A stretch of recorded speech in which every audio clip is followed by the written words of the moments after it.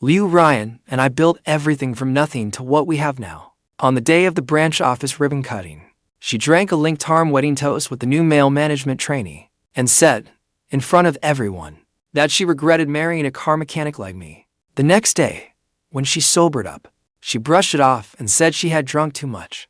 Don't take it seriously, GDA is young. He just likes to have fun. No harm meant. She had her back to me, looking out at the river view beyond the window. Even if he really has feelings, it won't shake your place. Silently, I took that frayed old tie and threw it in the trash. He didn't know that I had never signed the core patent licensing authorization at all. The new plan he fought so hard for could be shut down at any moment. I had already bought a hard-seat train ticket back to my hometown repair shop. I shoved that tie into the trash. Then I turned and left. Ryan was still standing by the floor-to-ceiling window, her back straight. She looked like an expensive painting. The company corridor was lined with sound-dampening carpet. My old work shoes made no sound on it. When I reached the technical director's office door, the nameplate had already been changed.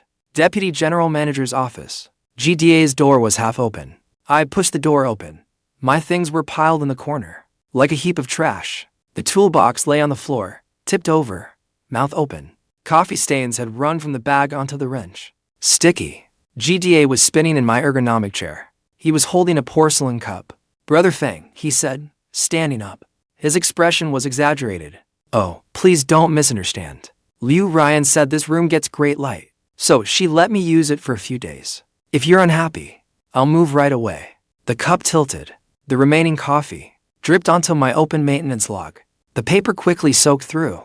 The maintenance plan I had drawn up for the factory's 37 imported machines were soaked in the sour smell of Brazilian coffee beans. It's fine, I said. A few technicians poked their heads out to watch the commotion, then shrank back again. Ryan came over, carrying an Americano. Her heels clicked against the tile, one sharp tap after another. Today she wore a smoke gray suit. Her watch reflected the cold light of the fluorescent lamps. GDA had just graduated. He needed a better environment. Without looking at me, she told GDA, use it with peace of mind. But Fang Yuan. GDA folded his arms. Fang Yuan can work in the storeroom. Only then did Ryan turn to me. There's space cleared in the storeroom for your tools. I bent down and picked up the soaked notebook. The cover had yellowed. The corners were curled like pickled vegetables. The fountain pen on that page. The handwriting had already blurred into clumps of deep blue clouds. What are you standing there for? Ryan frowned. Go on. I walked to that brand new mahogany desk. There was nothing on the desktop, only a little lucky cat figurine. Its paw waved back and forth. I set the notebook on the desk. Then I reached to the bottom of the toolbox and pulled out that wrench. It had already been worn to a shine. It was coated in motor oil and coolant, and 7 years of sweat from every late-night emergency repair. I tightened my grip and let my arm loosen. The metal tip slammed into the desktop. 3-centimeter splinters exploded outward. The wrench stood upright. Like a specimen, the porcelain cup in GDA's hand hit the floor. It shattered, and Ryan's breathing turned heavier. I drew my hand back. From the heap of junk in the corner, I pulled out my insulated cup. The water was cold. The tea leaves from yesterday still sat at the bottom. Then I turned, picked up the toolbox, and walked out. The corridor was quiet. When I reached the elevator, I looked back once. Ryan was standing at the office door. Her face was dark with rage. GDA was clinging to the doorframe, peering out. I gave the two of them a nod. Then I pressed the down button. The elevator dropped to the first floor. I crossed the lobby and headed for the storeroom. As I passed the front desk, the office girl said softly, Brother Fang, your things are still in the break room, next to the microwave. I waved it off. The storeroom was at the far west end of the factory building. I pushed the door open. A mixed smell of rust and lubricant hit me at once. A folding table sat in the corner. The tabletop was pitted and battered. A few stacks of expired shipping slips were piled on it. I set down the toolbox. I pulled over a wobbly steel tube chair and sat down. My phone in my pocket buzzed. I pulled it out to look. It was a text message. Engineer Fang, your T40 to train leaves at 3 o'clock this afternoon. Hard seat, car 8, seat 17. Remember to pick up the ticket early. I turned off the screen. I pulled a ticket from my inner pocket. The ticket was printed on blue stock. The print was a little blurry. Jingxi to Liuzhou. I folded the ticket twice and tucked it into the pocket of the insulated cup sleeve. Then I zipped it shut. I set the insulated cup on the table. A reimbursement form was pinned under the base. On the form, it was the 3,800 in dining expenses GDA used last week to entertain clients. I signed off on the reimbursement. The cup reflected the storeroom ceiling, and that half-broken fluorescent light. The tube crackled faintly. At 7 p.m. on Saturday, I arrived at my mother-in-law's place on time. It was opened by my younger sister-in-law, Liuzhou. She leaned against the doorframe with her arms folded. The car mechanic's here. The shoe covers are at the bottom of the shoe cabinet. Take them yourself. Don't track dirt onto the new Bosey carpet my mom just had replaced. I bent down and rummaged for the shoe cover box. It was buried under a pile of designer shoe boxes. The TV was on in the living room. The finance channel was talking about the U.S. stock market trend. My mother-in-law sat in the center of the leather sofa. Remember to sit next to him. She was peeling an apple. The peel came off in one long strip, dangling into the crystal fruit bowl. "Mom," I called out. My mother-in-law did not even lift her eyelids. "Wash your hands first. You reek of motor oil." Ryan came out of the kitchen. She carried out a plate of sliced imported melon. Today she wore an off-white cashmere dress. Her hair was loosely pinned up, with 2 pearls on her earlobes. The premium melon GDA had specially brought. As she said that, she used a silver fork to spear another piece, and handed it to GDA. GDA opened his mouth and took it. Juice ran down the corner of his mouth. My mother-in-law immediately pulled a tissue and wiped it for him. Her movements were as gentle as if she were cleaning an antique. GDA is such a refined man. My mother-in-law shot me a glance. Unlike some people who always show up empty-handed, I washed my hands and came back out. The dining table was already set. 8 dishes and 1 soup. In the center was a steamed leopard coral grouper. Its eyes stared straight at me. "Sit." Ryan pointed to the seat closest to the kitchen door. I sat down. In front of me was a set of enamel-colored porcelain bowls and chopsticks. The rims were painted with gold. GDA sat in the seat of honor. He was using the blue and white set my mother-in-law treasured. "GDA," my mother-in-law said, placing a piece of abalone on his plate. "I heard that last month you helped the company secure the preliminary contract with Yuan Yang Heavy Industry." GDA set down his chopsticks. He straightened his back. "Annie, it's mostly thanks to Ryan's strong leadership. I was just running errands. Young people should be modest." My mother-in-law smiled until her eyes narrowed to slits. "Unlike some people who've been at the company for 7 years and are still just a mechanic." Ryan frowned. "Mom, I was wrong." My mother-in-law's voice rose. "I told you back then that someone scraped out of a repair shop could ever amount too much. But you just wouldn't listen. Now look at this. Everyone at the company knows your husband is just a car mechanic." Ryan cut her off. The table fell silent. Only GDA's soup slurping broke the silence. I lowered my head and ate. The dishes were all across the Lazy Susan.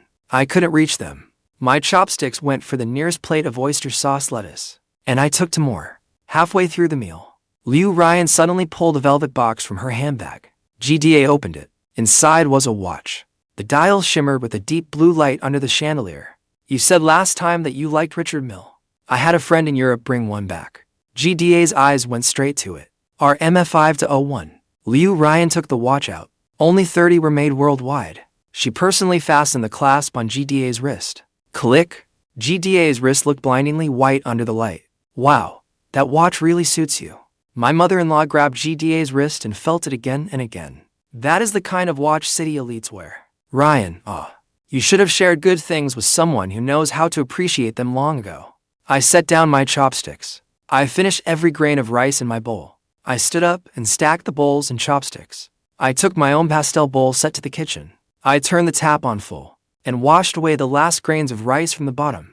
After washing the dishes, I came back out. Ryan was drying her hands with a wet wipe. "I've sent you the bill." She didn't look at me. As usual, I pulled out my phone and tapped it. I opened the payment app. The linked family payment option. Her profile picture was still the one from her college graduation. Ponytail, grinning with a full set of white teeth. I went into settings. Unbind.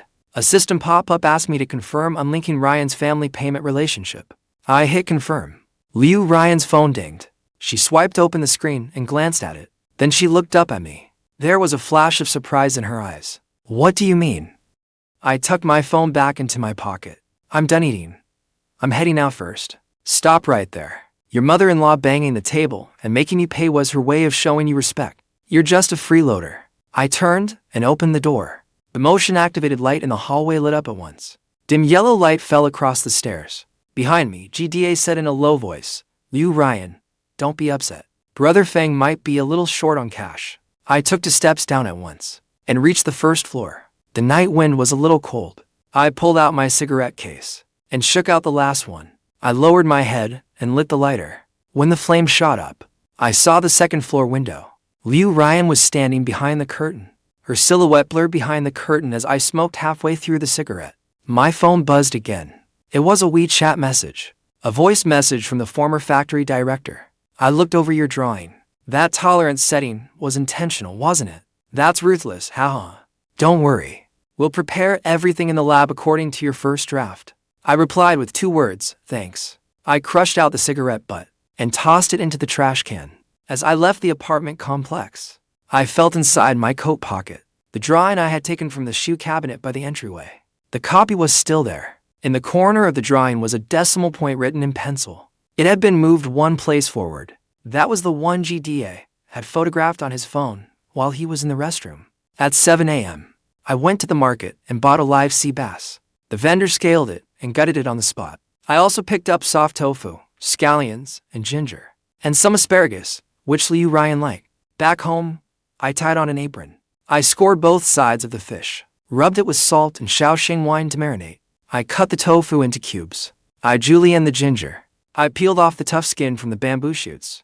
I simmered fish head tofu soup in a stock pot. It bubbled gently over low heat. I braised the red-cooked pork in a clay pot. I caramelized the rock sugar to a deep amber. Then I added the pork and stir-fried it. I poured in light soy sauce, dark soy sauce, and cooking wine. The aroma burst out. The TV in the living room was on. The local channel was airing the noon news. When I plated the last dish, stir-fried asparagus, the wall clock pointed to 12:30. The table was covered with an ivory tablecloth. There were 2 sets of bowls and chopsticks. Mine was the blue and white porcelain set I had bought from a street stall years ago. His set was Hasami ware he had brought back from Japan last year. A band of pale blue wave patterns ran around the rim. My phone screen lit up. It was a text from Liu Ryan. "The company is doing a surprise inventory count tonight. I won't make it back. Eat without me." I stared at that message for 10 seconds. Then I opened Moments and refreshed. The first post was from GDA, posted 3 minutes earlier. A 9-grid photo of a yacht deck, a champagne tower, and a group of young people in beachwear clustered around it. The caption read, "Thanks to Liu Ryan for throwing me a birthday party. I'm crying from the surprise." In the 4th photo, in the corner, on a woman's wrist, was the Cartier Ballon blue watch I recognized. The 7th photo was a close-up of the cake. The chocolate plaque said GDA, "Happy birthday. May your future be bright." I set my phone face down on the table. I stood up and dumped the braised pork into the trash can.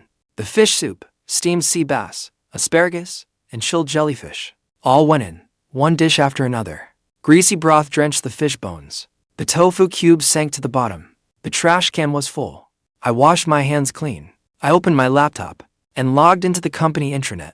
I entered the 21-digit access password. The system greeted me. "Welcome back, Senior Technical Director Fang Yuan." I clicked Historical Maintenance Files. Select Alt-Delete. "Are you sure you want to permanently delete 1,170 from maintenance records? This action cannot be undone." "Confirm." The progress bar shot forward. Then I deleted the core parameter backup library, deleted the fault code self-repair logs, deleted the custom modification drawing archive. Every time I deleted one, the screen popped up a confirmation box. I clicked confirm again and again, as if I were nailing shut every late night and every emergency repair, and every drop of sweat that had stung my eyes into a coffin. In the end, only an empty root directory remained. I logged out and closed the laptop. From the wardrobe, I took out the black duffel bag I had packed long ago. It was not big. It held only a few changes of clothes and a toiletry bag, and the technical notebook that had soaked through, then dried out. There were not many things in the apartment that were truly mine. A set of car magazines on the coffee table, a half-dead pot hose beside the TV cabinet, a few supermarket receipts held to the fridge door with magnets. I tossed the magazines into the recycling bin.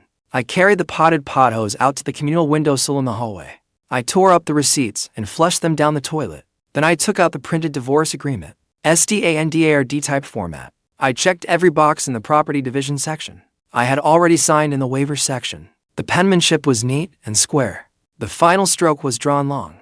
I also took out a red ink pad from the bag. I pressed my thumb down on it and stamped my fingerprint beside the name. A bright, vivid red one. Last was that ring. The plain platinum band we bought when we got married. Our initials were engraved inside. We had worn it for 7 years. The inside of the band had been worn smooth and shiny. I took the wire cutters from the toolbox. I clamped the jaws around the ring and squeezed. The metal gave a faint whine. Then with a snap, it broke. The 2 broken halves fell onto the glass coffee table. With a clink, I set the agreement and the broken ring side by side, and placed them in the center of the dining table, beside the bowl with the chipped rim. I slung the bag over my shoulder and closed the door. I left the key on the shoe cabinet. The elevator descended from the 21st floor. The numbers jumped down floor by floor. I leaned against the elevator wall and looked at my reflection in the stainless steel surface. My hair had grown a little long. I had not shaved. The collar of my gray jacket was frayed and fuzzy from wear. The elevator reached the 7th floor. I walked out through the building entrance. The 4 p.m. sunlight slanted in. At that moment, my phone rang, the screen glaring bright. It was a landline number. The area code was 0772. I answered. Engineer Fang. The voice on the other end was urgent. When are you getting to the factory? That 5-axis Siemens machine has been down for 3 days. The German side said. The engineer will not have time to come until next month. But our orders cannot wait. I'll take tonight's train. I said I would arrive tomorrow morning. Great. I'll pick you up. Then I hung up. I flagged down a taxi. Driver, Jinxie Station. The car pulled off. The tall buildings outside the window began sliding backward. I rolled the window down. Wind rushed in, carrying the dry chill unique to late autumn in the north. A bus beside us was wrapped in a giant ad. Are Yuan Precision Manufacturing, leading the future of the industry? On the billboard, Ryan was wearing a white suit. Her arms were folded across her chest. She was staring into the distance. Behind her was a brand new factory building. The glass curtain wall reflected the blue sky. I looked away. My phone buzzed again. This time it was a bank text message. Your account ending in 478 has received an interbank transfer of 500,000 yuan as an advance payment. The light turned green. The taxi merged into traffic and left that billboard far behind. Ryan tore up the divorce agreement. She threw the pieces at my face. The scraps fluttered like snow, as if she were playing hard to get. She stood in the office. Her high heels clicked. Across the mess strewn all over the floor. Fang Yuan, do you think this will scare me? I said nothing. Outside the window was the factory district. 6 large workshops stretched out in one continuous block. The blue roofs glinted steel gray in the overcast sky. Let me tell you. Ryan walked up to me. Her nails were painted burgundy. They nearly poked my nose. This company can run without anyone. Without Fang Yuan, it runs even faster. GDA has already taken over the technical department. Your outdated patchwork should have been scrapped long ago. Her phone rang. Ryan glanced at it, then answered it. The voice on the other end was loud. I could hear it too. Ms. Liu, it's bad. Workshop 3. That batch of German imported precision stamping machines has all stopped. What? Ryan's brow twitched. Weren't they fine just yesterday? No idea. It started alarming this morning. Fault code F77. We checked the manual. There's no such code in the manual. What about GDA? GDA went down to the workshop. I watched Ryan hang up. She grabbed her coat and headed out. When she reached the door, she turned back, glared at me, and said, "Come with me to the workshop." "I've resigned," I said. Ryan laughed. That cold, lip-twisted smirk. "What are you putting on an act for? You think you can live without this company? Besides fixing machines, what else can you do? Without me, Ryan, you never even eat your fill. You wouldn't even eat your fill. Open the door and get to the workshop now." I didn't move. She strode back over. Her nails dug into my jacket. I didn't dodge. "Fang Yuan," she shouted. "Don't push your luck. The company is in an emergency right now, and you're still giving me attitude." I looked at her face twisted with anger. Her eyeliner was drawn perfectly. Her mascara left every lash distinct. There was a little smudge on her lips, from the coffee she'd had that morning. I had looked at this face for 7 years. "Let go of me," I said. But he didn't. I raised a hand and gripped her wrist. Her wrist was very thin. The bone pressed into my palm. She froze. I slowly pried his hand off my arm, finger by finger. Then I turned and walked to the elevator. "Fang Yuan," she screamed behind me. "If you dare leave, don't ever think about coming back in this lifetime." The elevator doors opened. I stepped in. in the very last second before the elevator doors closed. It smashed hard to the floor. Bang shattered. Glass sprayed everywhere. The elevator went down. When I stepped out of the office building, Workshop 3 was already in chaos. Workers ran out of the workshop. Several middle managers stood in the open yard making calls. Their voices kept getting louder. I walked around the crowd and headed for the west gate of the factory. Old Zhang, the security guard, saw me and stuck his head out from the booth. Engineer Fang is leaving. Leaving? You coming back? I shook my head. Old Zhang let out a sigh and handed me a cigarette. Take care. I took the cigarette. Without lighting it, I tucked it behind my ear. After I walked 100 meters from the factory gate, my phone rang. It was Ryan's number. I answered it. On the other end, there was the roar of machines and the shrill blare of alarms and her almost screeching voice. Fang Yuan, 10 minutes. Within 10 minutes. Get your ass back here. Every machine is dead. What is fault code F77? Do you know or not? I don't know, I said. There was a 1-second silence on the other end. Say that again, I said. I don't know. I looked across the street at the recruitment ad pasted on the bus stop sign. I've already resigned. Fang Yuan, you. She drew in a breath. Her voice dropped. With that same patronizing, you a favor tone she always used. Come back now and fix the machine. I'll pretend none of this ever happened. You can keep being your technical director. From far away came a train whistle. Long, low, and mournful. Like the sigh of some ancient beast. Do you hear that? What did I say? The train, I said after a pause. I'm already on the train. Fang Yuan, where are you going? Back to your hometown. Have you lost your mind? Has GDA not already taken over the technical department? I cut her off. Let him fix it. And I told you, I never signed the patent authorization. That precision processing line in the new plant will count as infringement starting next Monday. The legal notice will be sent to the company. The other end of the line went deathly silent. Then came the heavy crash of a phone being thrown down. I hung up and dragged Ryan's number into the blacklist. After that, I shoved my phone back in my pocket and kept walking toward the bus stop. Halfway there, my phone buzzed again. This time it was an unknown number, but the area code was 010. I answered. Mr. Fang? A calm male voice came from the other end. I'm the project manager for Yuan Yang Heavy Industries Asset Restructuring. Recently, our chairman saw something you published before. It was your article on the high precision for volt system design. He'd like to arrange a time to meet and talk in person. I stopped walking. The bus pulled in. The doors opened and a crowd of passengers squeezed on. I'm not available right now, I said. I understand. The other side immediately said, just let us know when it's convenient for you. We can send someone to any location you specify. Or, if you're returning to Jingxi soon. I'm not going back to Jingxi, I said. Then what's your current location? I gave them my hometown address in Liuzhou. Okay, we'll arrange it. The other person's voice was respectful. Also, regarding Ms. Ryan's preliminary contract with your company, our legal department has already reviewed it. We found that several technical specifications appear to be inflated. The chairman has ordered all cooperation suspended until it is reassessed. The bus doors closed. It pulled away with a full load of passengers, and I was left alone on the platform. Thanks, I said. You're welcome. Looking forward to meeting you. The call ended. I took the cigarette from behind my ear and fumbled out my lighter. I lit it and took a deep drag. The smoke rushed into my lungs. I looked up. The sky was dark and heavy. It looked like rain. In the distance, alarms were still ringing inside the plant, one after another, like a dying beast howling in pain. The train ride took more than 7 hours. Hard seat car, carriage 8, seat 17.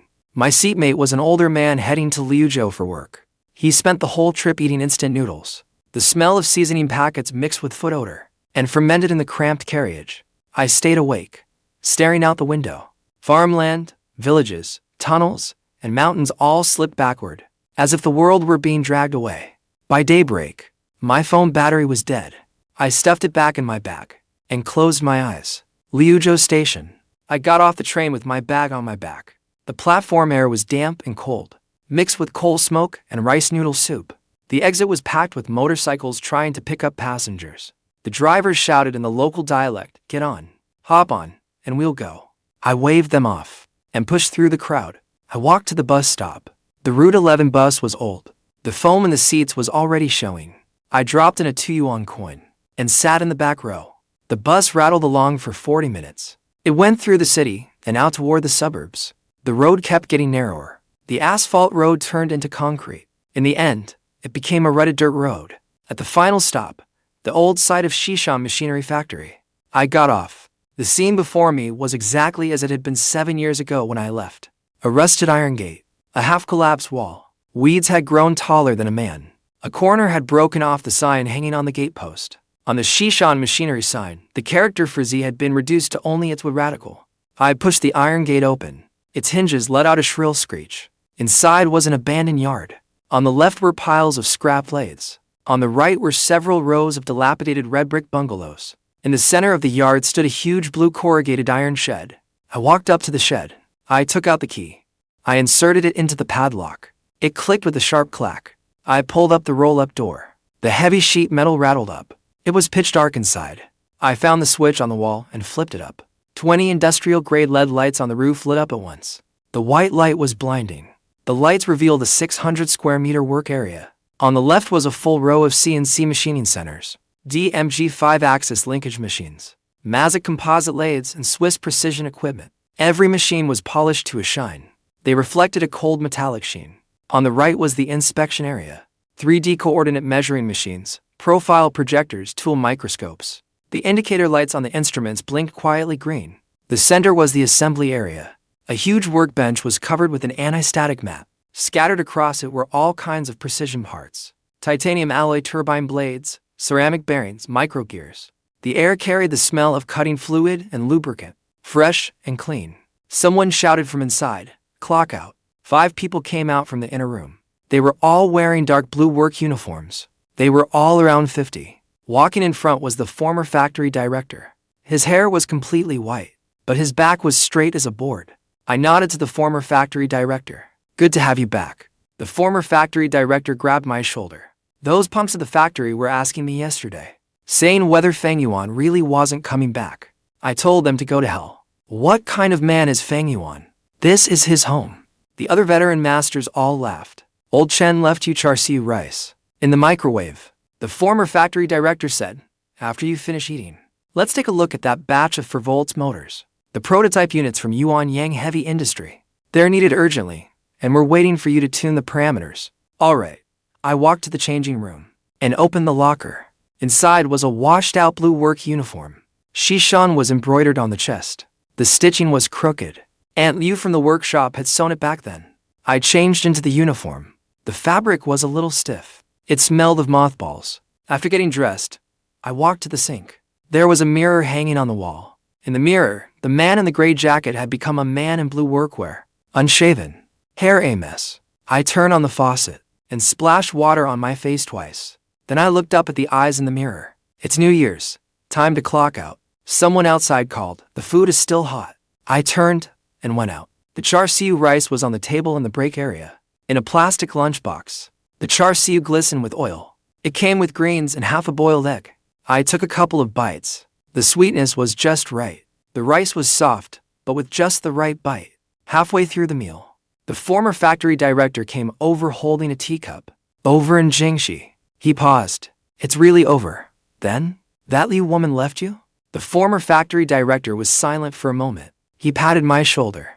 "Better that it's over. That kind of woman was never good enough for you." I lowered my head and kept eating. After I finished eating, I walked to the workbench. A huge blueprint was spread across the table. The deep-sea drilling platform Yuan Yang Heavy Industry wanted. It used a high-torque 4-volt motor. 90% of the design was already done. Only one core parameter was left. I picked up a pencil and worked out the formula along the edge of the blueprint. I worked out the tolerance band temperature compensation formula.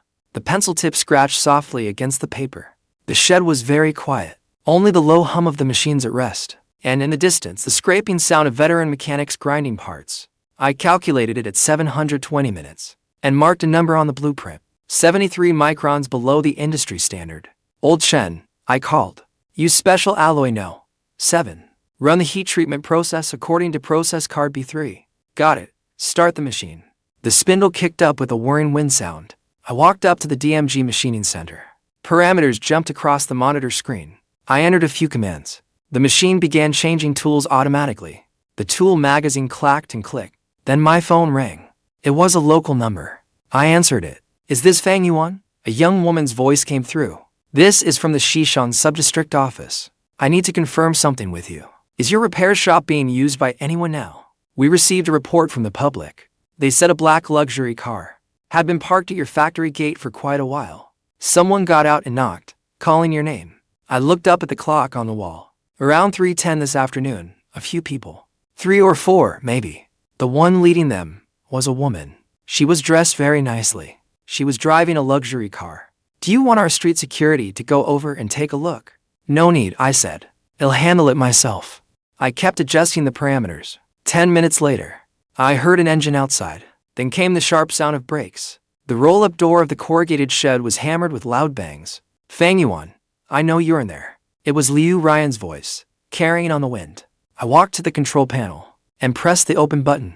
The roll-up door slowly rose. Outside, Ryan stood in front of a black Mercedes-Benz G500. She was wearing a black cashmere coat. Her makeup was exquisite, but the foundation at the corners of her eyes was cracked. The bodyguards in black suits stood behind her. And she had changed into casual clothes, but her face was pale. Her lips were chapped. The light from the shed spilled out. It lit up the mess on the ground at the entrance. Old tires, rusted pipes, and pools of oil. Ryan saw the blue work uniform I was wearing. Her brows snapped together. You're wearing that? Her voice was full of disgust. I said nothing. She took 2 steps forward. Her high heels stepped into a mud pit. The heels sank in. She stumbled. GDA hurried to support her. Ryan shook off his hand. She pulled a bank card from her clutch and threw it at me. The card flipped in the air and fell to the ground. Her chin lifted high. That's enough for you to fix cars for half a year. Now take the money and come back to Jingxi with me. Go to the factory and fix the machine.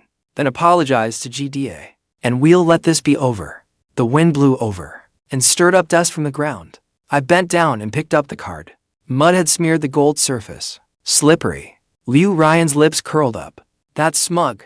I knew it curve of her lips. I lifted my head and looked at her. Then I turned and walked to the workbench. I picked up the bowl of char siu rice I hadn't finished. The rice had gone cold. The fat had congealed white. I walked back and splashed the whole bowl, broth and all, onto the card. Sticky and greasy. Rice clung to the card's surface. Bits of green smeared over the writing. Ryan's smile froze on her face. I didn't let her finish. I twisted and drove a kick into GDA's stomach. He didn't see it coming. He flew backward. His back slammed into the Mercedes front bumper. With a dull thud, then he slid to the ground. Clutching his stomach, he curled up, like a cooked shrimp. Fang Yuan, Ryan screamed. How dare you hit someone? The 2 bodyguards rushed in. I stepped back. I grabbed the 24-inch wrench from the workbench. I spun the wrench halfway in my hand. The steel gleamed under the lights. A cold glint flashed. The bodyguards froze. Get out, I said. My voice was not loud, but everyone in the shed heard it. The former factory director and a few veteran mechanics came out from the back room. All of them were carrying tools, oversized adjustable wrenches, pry bars, and a pneumatic hammer used for repairs. 5 veteran mechanics. 5 old workers lined up in a row. Muscles bulged under their coveralls. The 2 bodyguards glanced at each other. They didn't move.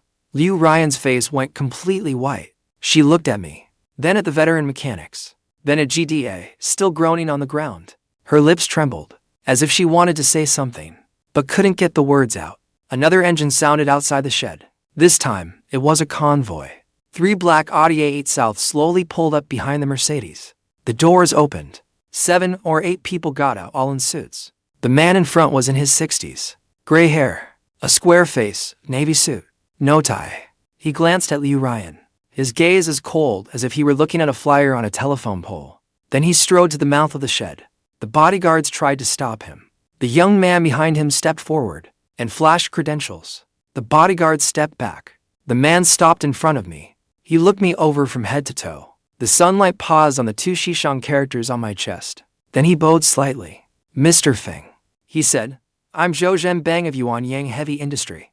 Sorry for the unannounced visit. I hope I didn't disturb your work. The bank card lay in the muddy water. Its gold surface was smeared with grease and grains of rice. Ryan stared at me. Her eyes were like she was inspecting a scrap machine. Her lipstick was very dark, making her face look even paler. Pick it up, she said. The wind gusted in from outside the shed. lifting the hem of her coat. It was expensive fabric. Cashmere, speckled with mud. I didn't move. GDA crawled up from the front of the car, clutching his stomach, hunched over, shuffling step by step to Ryan's side. Cold sweat covered his forehead. It ran down from his temples. Ryan, he whispered. Let's just forget it. There are outsiders here. Ryan ignored him. She took 2 steps forward and walked to the bank card, now covered in rice and broth. She nudged the card with her toe. It flipped over. The magnetic strip was facing up. A bit of chopped scallion was stuck to it. Her voice stayed flat. I'll give you one last chance. Take the money and come back with us to fix the machine. Apologize to GDA. Then we'll let this be over. I looked past her. Zhenbang was standing at the mouth of the shed. The people he brought stood quietly beside the Otis. No one said a word. No one moved, like a row of statues. You hear me? Ryan raised her voice. 100,000 is enough for you to keep fixing things in this dump for 2 years. Don't push your luck. I bent down and reached for that card. Ryan's mouth twitched. It was the curve of someone saying, I knew it. But I didn't touch it. I picked up the 24-inch wrench beside it. Its steel handle was cold. The cold, anti-slip tape felt a little sticky in my hand. I straightened up and spun the wrench halfway in my hand. Ryan, I said. You're blocking my work. Ryan froze. She probably hadn't expected me to say that. She sucked in a breath. Her chest rose and fell. Do you know what the company is dealing with right now? Workshop 3 is shut down completely. Yuan Heavy Industries supervisor is arriving this afternoon. If the production line isn't back up by tomorrow, the contract is dead. It's a contract worth tens of billions. What does that have to do with me? How is that not related to you? Her voice went shrill. You have a stake in the company too. I gave it up. I said it was written clearly in the divorce agreement. I gave up everything. That was your impulsive decision. Ryan stepped forward. She almost stepped into the mud. Fang Yuan, listen to me. This is not the time to lose your temper. If you still have any conscience, then don't walk away now. What good will it do you if the company collapses? I looked at her. My vision had started to blur a little. A small dark patch had appeared under my lower eyelid. My lips were trembling. I couldn't tell if it was from rage or the cold. Chairman Zhou. I turned my head and looked toward the doorway. Zhenbang took 2 steps forward. Only then did Ryan notice him. Or rather, she'd been too focused on me to spare anyone else a glance. Now she turned and saw Zhenbang, and her eyes flew wide open. Chairman Zhou. Her voice cracked. What are you doing here? Zhenbang didn't even look at her. He walked up to me. He took a craft paper document envelope from his inner suit pocket and handed it to me with both hands. Mr. Fang, the draft cooperation agreement was prepared according to the requirements you mentioned before. Take a look at the clauses and see if there's anything that needs changing, and we'll revise it on the spot. I didn't take it. Put it on the table first, I said, and Zhenbang nodded. He walked over to the workbench and placed the document envelope on the tabletop. His movement was very careful, as if he were afraid of breaking something. Ryan stared at the envelope, then at Zhenbang, then back at me. Her lips parted. They opened, but no sound came out. GDA sidled up beside her. He lowered his voice. He's from Yuan Heavy Industry. Chairman Zhou. How could he know Fang Yuan? Ryan didn't answer. She stared at the workbench. On the tabletop, besides the document envelope, there were several blueprints spread out, a laptop, and a half-finished cup of tea. It was white tea. The tea was a clear pale gold. There was also a check. The check was light blue. It was placed beside the blueprints. The amount field read 50,000 yuan exactly. The amount written in Chinese numerals was stamped in bright red. Ryan's eyes locked onto the check. She stared at it for 7 or 8 seconds. Then her shoulders started shaking. At first, it was slight. Then it grew more and more violent, like she had the shakes. Impossible, she muttered. It's fake. It has to be fake. I walked up to the workbench. I picked up the check. The paper was thick, and the national emblem watermark was crisp. I handed it to Zhenbang. Chairman Zhou, I received the first installment. I said, pleasure doing business. Zhenbang took it with both hands. He inspected it carefully. Then he carefully tucked it into his inner suit pocket. Mr. Fang, you're decisive. 3 days for the prototype. I said, 3 days from now. The first prototype unit will be delivered to your testing center in Jingxi. All right, Zhenbang smiled. With your word, I can rest easy. He turned to leave. Then he stopped and looked at Ryan. Ms. Liu, His voice was ice-cold. "The preliminary contract from your company has already been formally terminated by our legal department. The reason is inflated technical specifications. It involves commercial fraud. The legal notice should reach your company this afternoon." Ryan's lips went completely white. "Chairman Zhou, please listen to my explanation." She rushed forward to steps. Zhenbang raised a hand. Two young men behind him stepped forward and blocked her path. "No need," Zhenbang said. "We at Yuan Yang only work with companies that have solid technical expertise and reliable integrity." He glanced at me and gave a slight nod. Then he turned and left. The convoy started up. 3 autos slowly turned around and drove out of the yard. The engine noise faded into the distance. Only a few of us were left in the shed. It was so quiet I could hear the wind humming over the tin roof. Ryan was still standing there. The hem of her coat swayed in the wind. She stared at me. Her eyes were frighteningly red. "Fang Yuan," her voice was hoarse. "You've been hiding it from me all along." I said nothing. "That check." She took a few steps forward. Her high heels sank into the mud. Mud splashed water hit her calves. 50,000 yuan from Yuan Yang Heavy Industry. "When did you get involved with them?" I still said nothing. She pulled her phone out of her purse. Her fingers trembled as she swiped the screen. It took several swipes to unlock it. She found a number in her contacts. Then she dialed it and put it on speaker. The phone rang 7 or 8 times. It connected. "Hello? Director Li? This is Ryan." She tried hard to keep her voice steady. "About Yuan Yang Heavy Industries for Volt's motor project. Do you know who is handling the technical side?" The person on the other end said something. The color drained from Ryan's face bit by bit. "The surname is Fang," she said, her voice trembling. "The full name is Fang Yuan." The person on the other end said a few more words. Ryan's hand dropped. The phone hit the ground. The screen shattered face down. Cracks spread from one corner like a spider web. "A top-tier expert." She laughed. Her voice was dry. "A special consultant for a national key project. A member of the industry standards drafting group." She laughed until tears came. "Fang Yuan," she looked at me. "You kept it from me for 7 years." I bent down and picked up the wrench. I walked back to the front of the Damaji machining center. The monitor was still on. The machining progress showed 87%. I entered a few commands. The spindles started up again. The rotating cutter bit into the alloy blank. It gave off a steady cutting sound. With a hiss, metal shavings flew out like silver snow, splashed out from the cutter. "GDA," I said without turning around. There was a blueprint on the 3rd shelf by the door. Jida froze. He turned to look. There really was an iron rack by the door. The 3rd shelf was packed with folders and blueprints. On the far left of the 3rd shelf, there was an A3 size blue folder. A handwritten draft was on the cover. "Go get it," I said. GDA glanced at Ryan hesitantly. Ryan didn't react. She was still staring at me. Her gaze was vacant. GDA moved over slowly. He reached out and grabbed the folder, pulled it out and opened it. I said, and he flipped it open. Inside was a detailed for Volt's motor structure diagram. It was covered in dense annotations, tolerance symbols, and heat treatment requirements. And the assembly sequence were written clearly.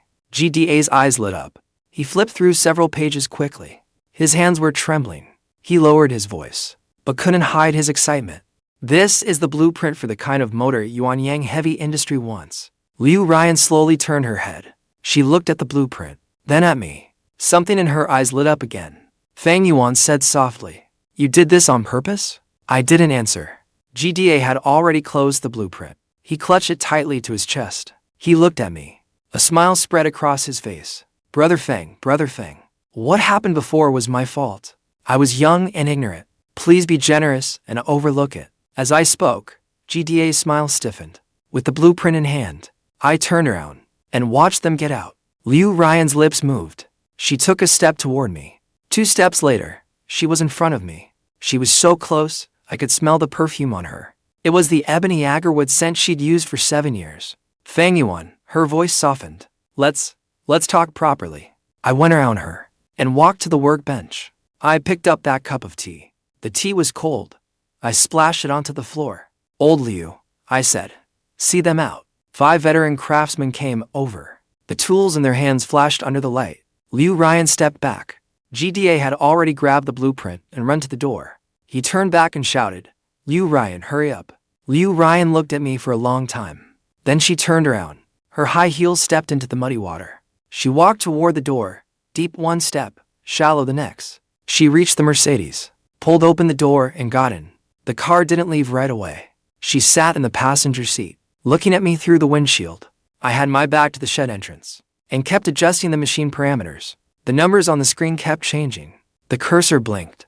2 minutes later, the engine roared, and the tires crunched over the gravel. The car drove off. The rolling shutter door slowly came down.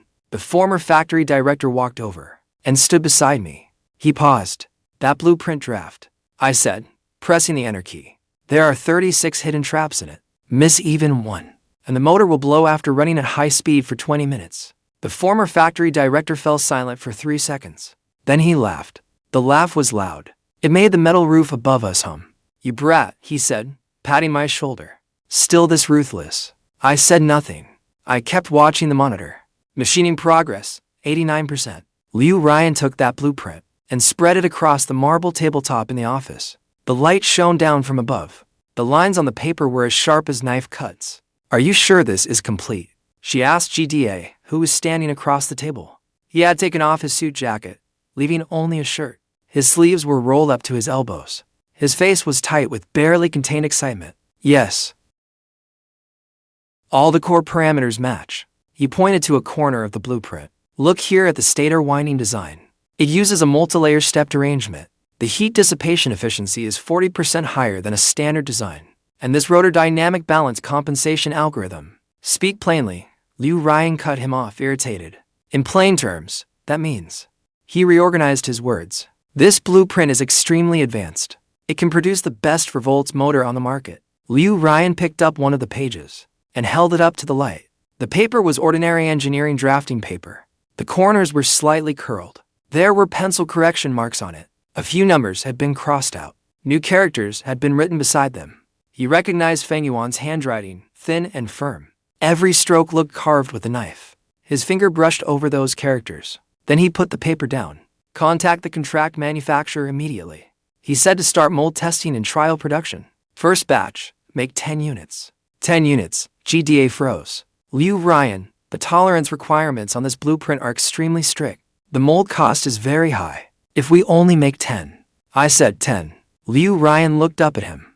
3 days later, at Yuanyang Heavy Industries Testing Center. "The first prototype unit has to be there. We need to get there before Fang Yuan." GDA's eyes lit up. "I'll arrange it right away." He grabbed the blueprint and ran out of the office. Ryan leaned back in her chair and closed her eyes. The office was very quiet. The central air conditioner gave off a low hum. Outside was the night view of Jingxi. Neon lights dyed the sky dark red. Her phone rang. It was her mother calling. Ryan answered. "Ryan," her voice was urgent. "I just heard from GDA. You got the key technology, and you're going to beat Fang Yuan to the delivery." "Great," mother-in-law laughed. "I told you. Ever since you left that car mechanic, your career has only gone up. GDA is so much better. Capable and considerate. Nothing like Fang Yuan, always wearing that dead face look." Ryan pulled the phone from her ear and turned on speakerphone. She set it on the desk. The voice kept coming through the speaker. "Hurry up and sign that contract. And get the divorce paperwork done with Fang Yuan. I had someone check the birth charts for you and GDA. A match made in heaven." Ryan said. "I'm busy." "Then that's good. This weekend, GDA's parents are coming from Shanghai. Find a place for dinner. Make it upscale." Ryan hung up the phone. She stared at the phone screen until it went dark on its own. Then she stood up and walked to the floor-to-ceiling window. Outside, the lights in Workshop 3 were still on. Workers were clearing out that batch of scrap machines through the night. Trucks came and went. The machines still had not been repaired. The engineers from Germany were charging too much, and they were booked until next month. When other domestic experts heard the fault code was F77, they all shook their heads and said they had never seen it. The call went through. The moment the other side heard it was Ryan.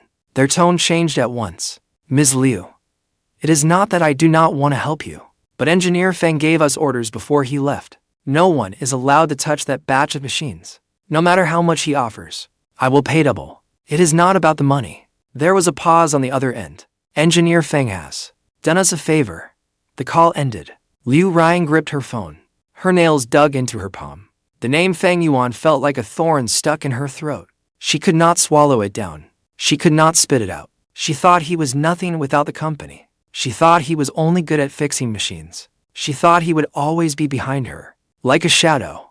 As long as she turned around, his face would be reflected in the window glass. Her makeup was immaculate, but the fine lines at the corners of her eyes could not be hidden. At 34, she was no longer young. She lifted a hand and touched her face. Her fingertips were cold. Footsteps came from outside the room. GDA pushed the door open and came in. He was holding a quotation sheet. Ryan, I've already lined up the contract manufacturer, the one in Suzhou. They agreed to start the mold overnight. He handed over the document. This is the quote. The first batch is 10 prototype units, including mold opening, materials, and labor. The total comes to 3.8 million. Ryan glanced at the figures. She approved it, and GDA let out a breath of relief. A smile spread across his face. Ms. Liu, once we land you on Yang's contract, this little bit of money means nothing.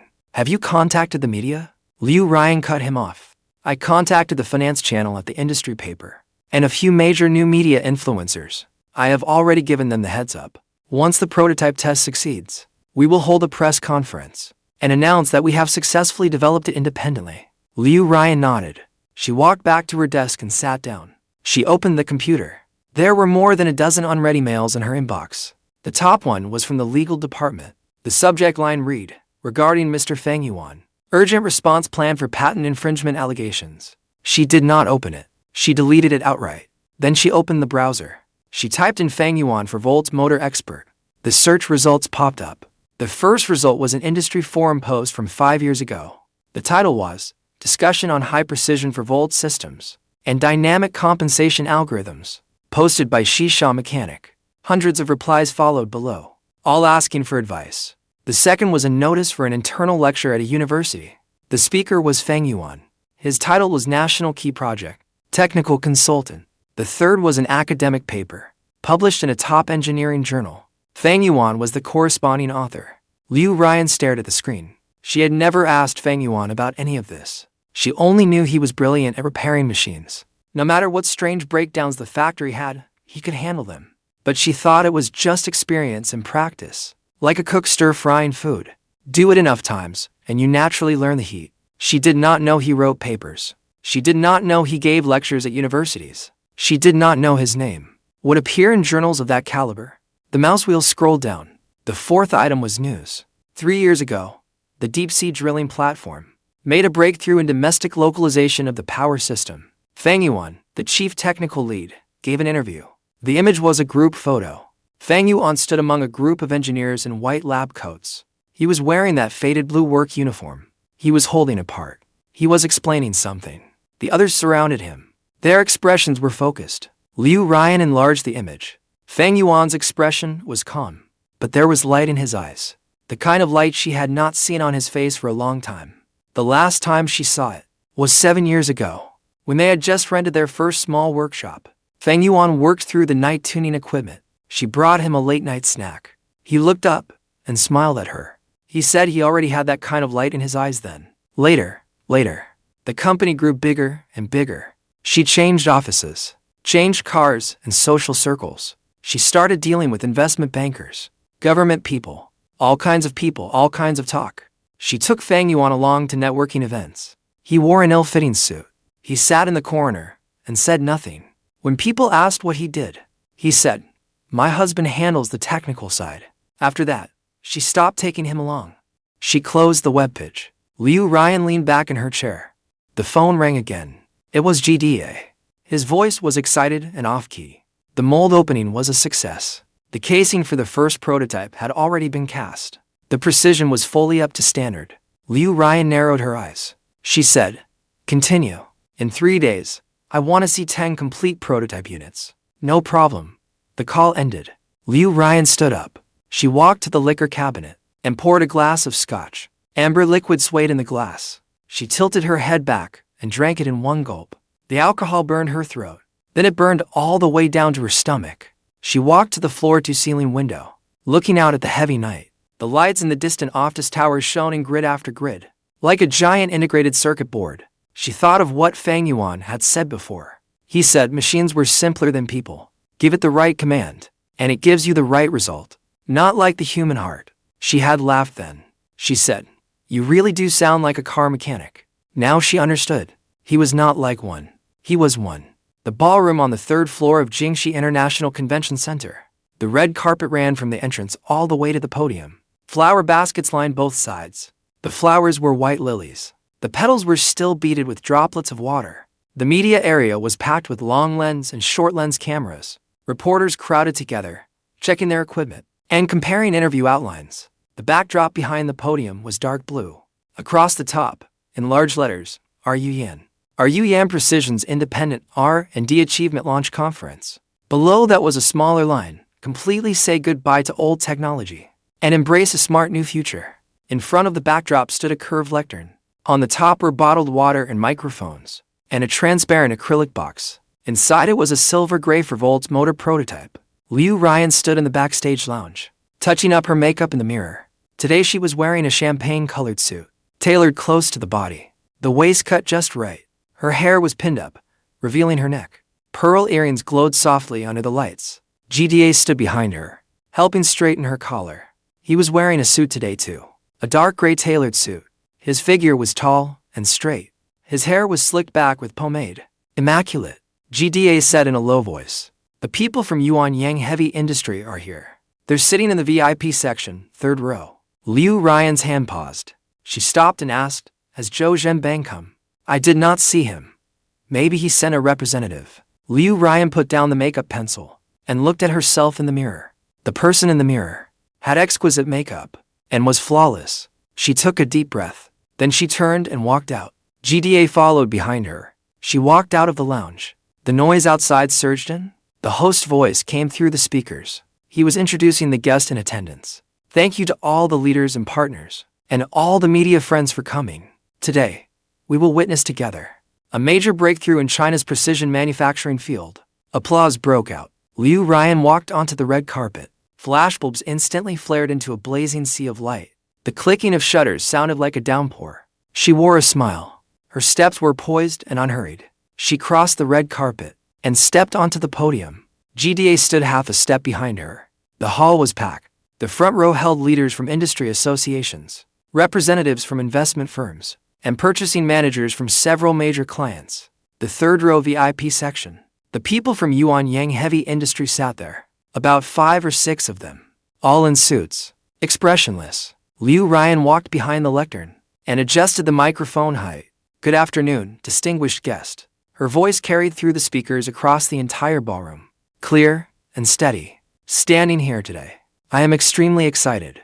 Her gaze swept across the audience. Because today, our Yuan Precision Manufacturing Co., Limited, will announce to the world that we have fully mastered the core technology of the high-end for Volt's motor. Applause rang out again.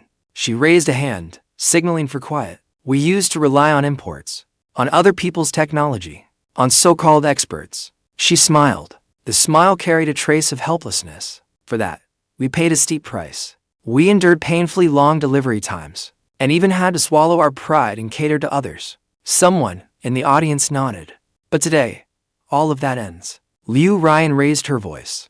Because we now have our own R&D team, our own core technology. And she turned slightly, pointing to the acrylic box. Are fully self-designed and self-manufactured. For Volt's motor, built to top international standards. The lights hit the box. A metallic sheen flashed across the motor's casing.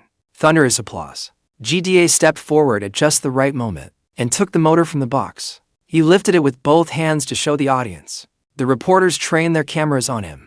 The shutter clicks rattled like machine gun fire. Allow me to introduce. Ryan said. The head of our R&D team, GDA. Deputy General Manager GDA bowed slightly, with a perfectly measured modest smile on his face. GDA is still young, but his professional ability is outstanding. Ryan continued. This breakthrough technical achievement was the result of him leading the team through 6 months of hard work and overcoming every obstacle to finally achieve it. A reporter in the audience raised her hand. The host called on reporter Wang from Kaijingjukan. A female reporter wearing glasses stood up. Ms. Liu, I noticed you just mentioned completely saying goodbye to the old technology. May I ask whether this means our Yuan Precision no longer needs the original technical team? As far as I know, your company's former technical director, Mr. Fang Yuan, has already resigned. The ballroom went silent for a moment. The smile on Liu Ryan's face did not change. Mr. Fang Yuan has indeed resigned. Her tone remained calm. As for the reason, it was an internal personnel adjustment within the company. I cannot disclose it, but I can tell you responsibly that the new team led by GDA, both in technical skill and in innovation, far surpasses the old team. The female reporter pressed on. Then after Mr. Fang Yuan resigned, did it have any impact on the company's technical development? After all, he was in charge for 7 years. No impact at all. Liu Ryan cut her off. Her tone was still gentle, but her eyes had gone colder.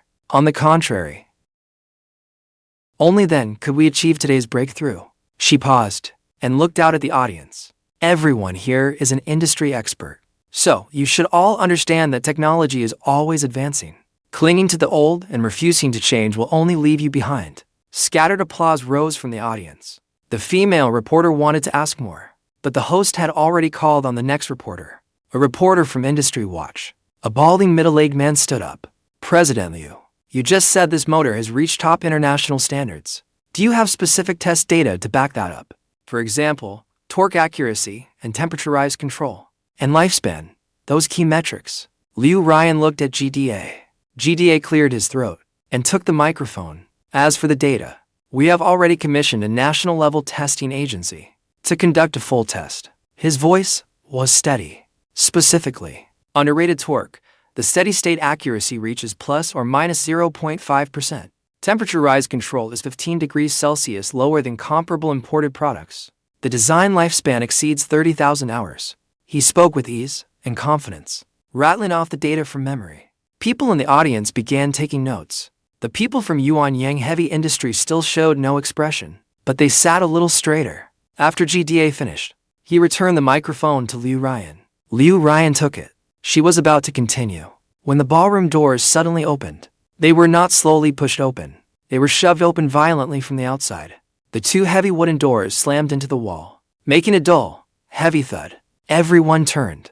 5 people stood at the entrance. The one in front was Fang Yuan. He wasn't wearing a suit. He was still in that blue work uniform, washed so many times it had faded white. There were oil stains on the cuffs. His hair was a little messy. He hadn't shaved, but his gaze was sharp, like the water in a deep pool. For people followed behind him. All of them wore black suits. Each carried a black metal case. One of them, a little older, wore gold-rimmed glasses and held a tablet in his hand. The security guard tried to stop him. Fang Yuan gave the guard a look. The guard froze. Then Fang Yuan walked inside. His work shoes stepped onto the red carpet. He made no sound but walked forward step by step. The entire ballroom fell silent. The reporters froze for 2 seconds, then reacted. Cameras swung toward the entrance in unison. Flashbulbs burst again, even more densely than before. Fang Yuan walked across the red carpet. He pushed through the crowd and walked up to the front of the stage. He looked up at Liu Ryan on the stage. Liu Ryan tightened her grip on the microphone. Her knuckles turned white. Fang Yuan's voice came through the speakers, slightly distorted. What are you doing here? Fang Yuan did not answer her. He turned slightly toward the man behind him wearing gold-rimmed glasses and gave a small nod. The man stepped forward. He opened the tablet and pulled up a document. Then he looked up at the stage. Ms. Liu Ryan. His voice was not loud, but it was crystal clear. I am a senior partner at Jingcheng Law Firm. Attorney Zhang Wei, acting on behalf of Mr. Fang Yuan, hereby formally issues a warning to your company regarding its infringement of Mr. Fang Yuan's patented technology. This is a formal warning. The ballroom erupted in a buzz. The reporters surged forward in a frenzy. The security guards could not stop them. Liu Ryan's face changed color. What nonsense are you talking? Her voice went shrill. We are using independently developed technology. Attorney Zhang ignored her. He pulled up another document. He enlarged it, then held the tablet up for the audience to see. On the screen was a scanned copy of a patent licensing authorization. Authorized entity, are Yuan Precision Manufacturing Co., Limited. Patent name, High Precision for Volts Motor Dynamic Compensation Control System. Authorization period January 1, 2021 to December 31, 2026. The signature line for the authorizing party on the last page. This patent authorization document was never signed by Mr. Fang Yuan, Attorney Zhang said. In other words, from 2021 to the present, all of your company's production and business activities using this patented technology constitute infringement. The audience completely broke into chaos. The reporters raised their phones and started snapping photos furiously. Some even began live reporting on the spot. Live from the Ruyan Precision press conference. Former technical director Fang Yuan appears with a lawyer. He is accusing the company of patent infringement. Ryan was just talking about independent, self-developed technology, and now she has been publicly slapped in the face. If this is true, Ruyan Precision Manufacturing Co., Ltd., is done for. Ryan stood on the stage, her lips trembling. She looked at Fang Yuan. Fang Yuan was also looking at her. His gaze was flat, as if she were a stranger. Fang Yuan's voice trembled. Do you really have to do this? Fang Yuan said nothing. Another man in a black suit stepped forward from behind him. He set the metal case in his hands on the ground. Inside were neatly stacked documents. The man picked up the top one and handed it to Attorney Zhang. Attorney Zhang took it. He turned to a certain page, then looked up. His voice was even colder.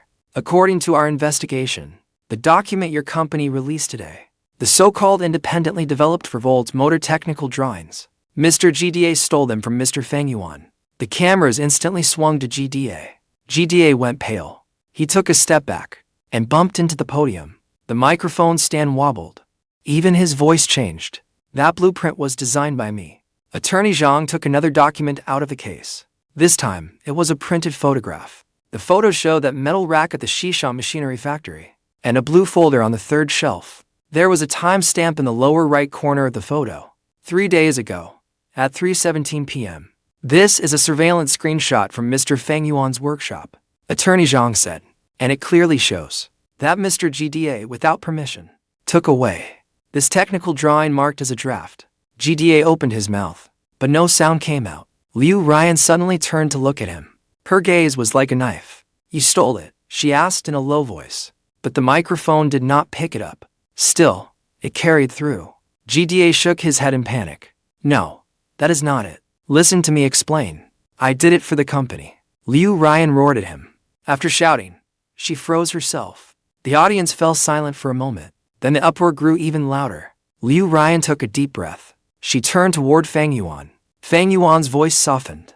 It carried a plea. Can we talk in private? Don't do this here. Fang Yuan, please. His voice was not loud, but through the dead silence of the ballroom, everyone heard it clearly. There is nothing to discuss. He paused. See you in court. Then he turned and walked out. Attorney Zhang closed the tablet. The other 3 lawyers packed up the document cases and followed behind him.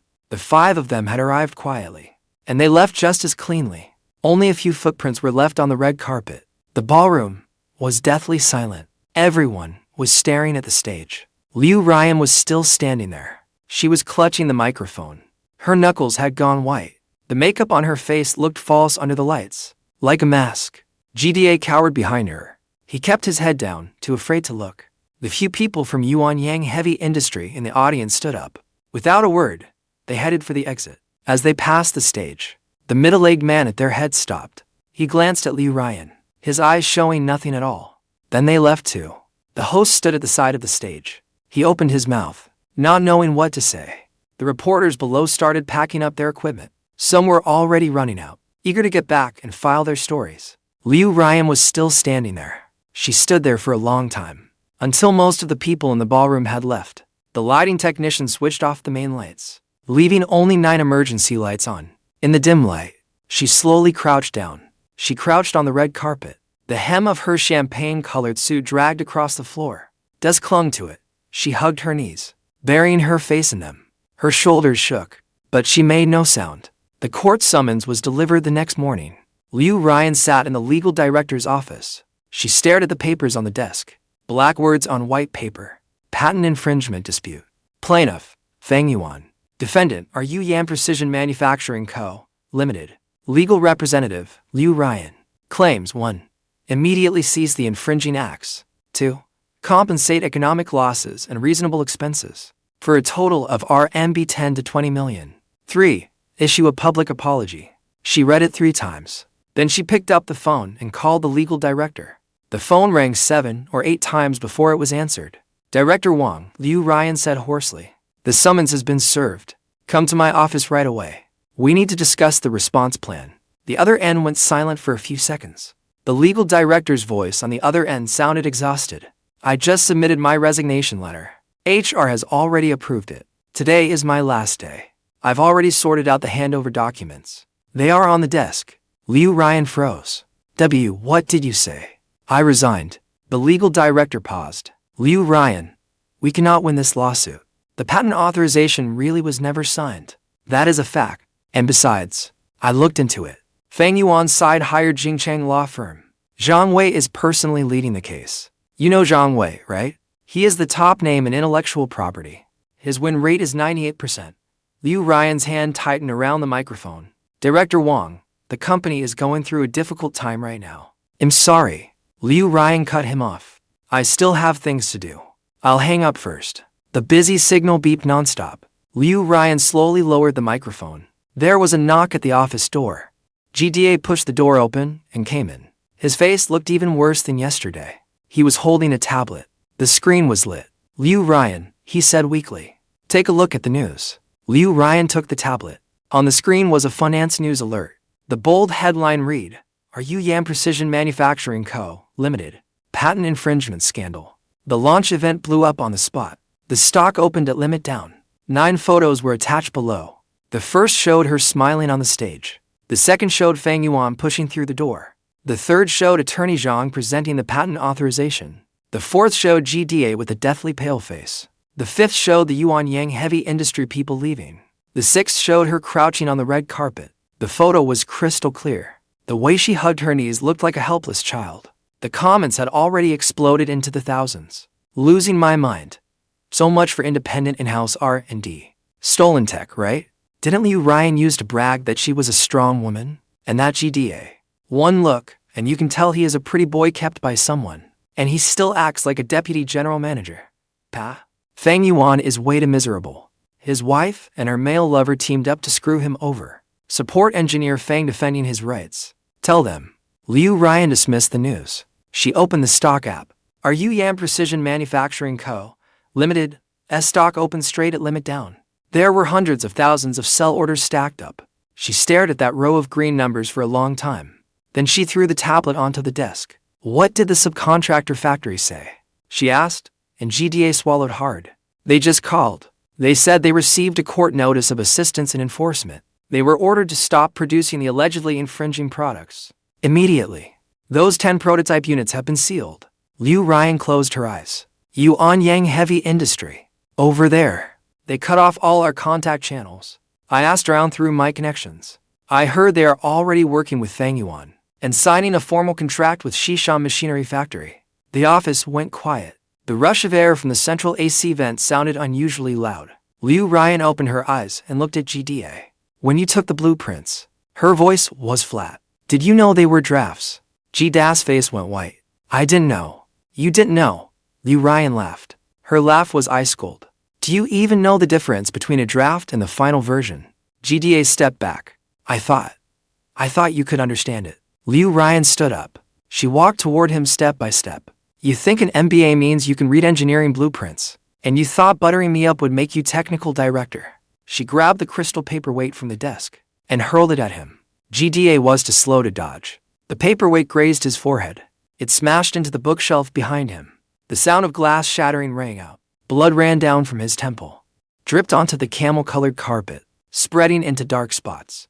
Ryan said. GDA clutched his forehead and looked at her. There was venom in his eyes. But more than that, he was wary. He turned and bolted out the door. The office was empty again, with only Ryan left. She walked to the floor-to-ceiling window and looked outside. Workshop 3 had already been completely shut down. The workers had all left. In the yard, the dismantled scrap machines were piled up, like a heap of huge metal corpses. She thought back to 7 years ago. It was also an autumn like this. She and Fang Yuan had stood together at the door of that tiny rented workshop. The place was run down. The roof leaked. The floor was concrete, pitted and uneven. Fang Yuan said, Are you Yan? Give me 3 years, and I'll turn this place into the best workshop around. She said, I believe you. Back then, she really did believe him. She believed in his skill. She believed they could build a good life together. Later, the workshop really did keep getting better. From a small workshop to a larger one. From a larger workshop to an industrial base. She changed too. She started liking luxury brands and luxury cars. She liked hearing people call her boss Liu. She started thinking Fang Yuan was crude, that he was too unsophisticated for polite company, that aside from fixing machines, he could do nothing. She forgot those leaky nights when Fang Yuan stayed beside the machine, tuning it again and again. She forgot those difficult clients when Fang Yuan explained the technical details over and over and won the contracts. She forgot all those drunken business dinners when Fang Yuan drove over silently to pick her up and went upstairs to make her hangover soup. She only remembered him in work clothes, the motor oil smell that never washed off his body, and his quiet, reserved nature. The phone rang. It was her mother. Ryan glanced at the screen. She didn't answer, and the call cut off automatically. Then it rang again. It rang 3 times. Finally, she answered.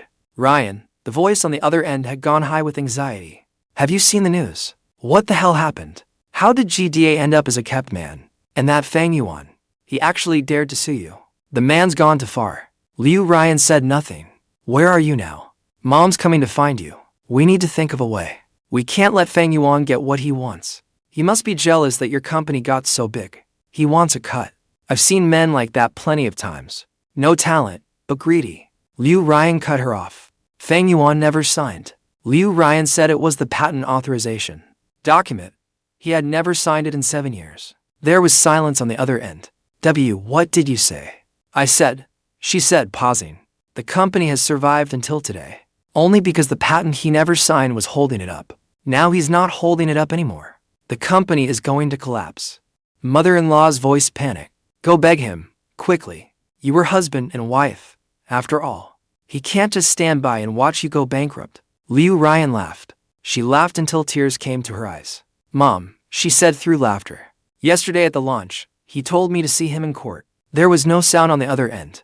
Ryan hung up. She threw her phone onto the sofa and walked to the bar cabinet. She opened a new bottle of scotch. She didn't pour it into a glass. She drank straight from the bottle. The alcohol burned her throat. It burned down into her stomach. It burned through every limb and bone. She drank more than half the bottle. Then she hugged the bottle and slid down onto the carpet. Outside the window, the sky darkened. The city lights were coming on. Jingshi's nightlife had begun. In the distance, a giant LED screen on the side of a mall was playing ads. A female celebrity smiled brilliantly. She was holding the latest phone model. Light and shadow spilled through the floor-to-ceiling window, bright on her face. She remembered Fang Yuan's last look at her. 3 days later, a legal notice from Yuanyang Heavy Industry arrived. Along with it came the credit managers from the 2 main lending banks. They came straight to her door. They sat in the conference room and pushed a stack of documents in front of her. Ms. Liu, your company's current situation has already triggered the risk clause in the loan contract. The bespectacled manager spoke politely, but his eyes were cold. According to the contract, our bank has the right to demand that your company repay all principal and interest ahead of schedule. Ryan stared at the document. The number was huge. It's a 9-figure amount, Manager Wang. Her voice was dry. Can you give me a little more time? I'm trying to think of a way. Sorry, Ms. Liu. The manager shook his head. This is the bank's decision. Given that your company is currently involved in major litigation, and the stock has hit limit down for several days in a row, our bank must control risk. What about the collateral? Ryan clutched at the last straw. The factory buildings and equipment can all be mortgaged. They've already been appraised. The manager took another document from his briefcase.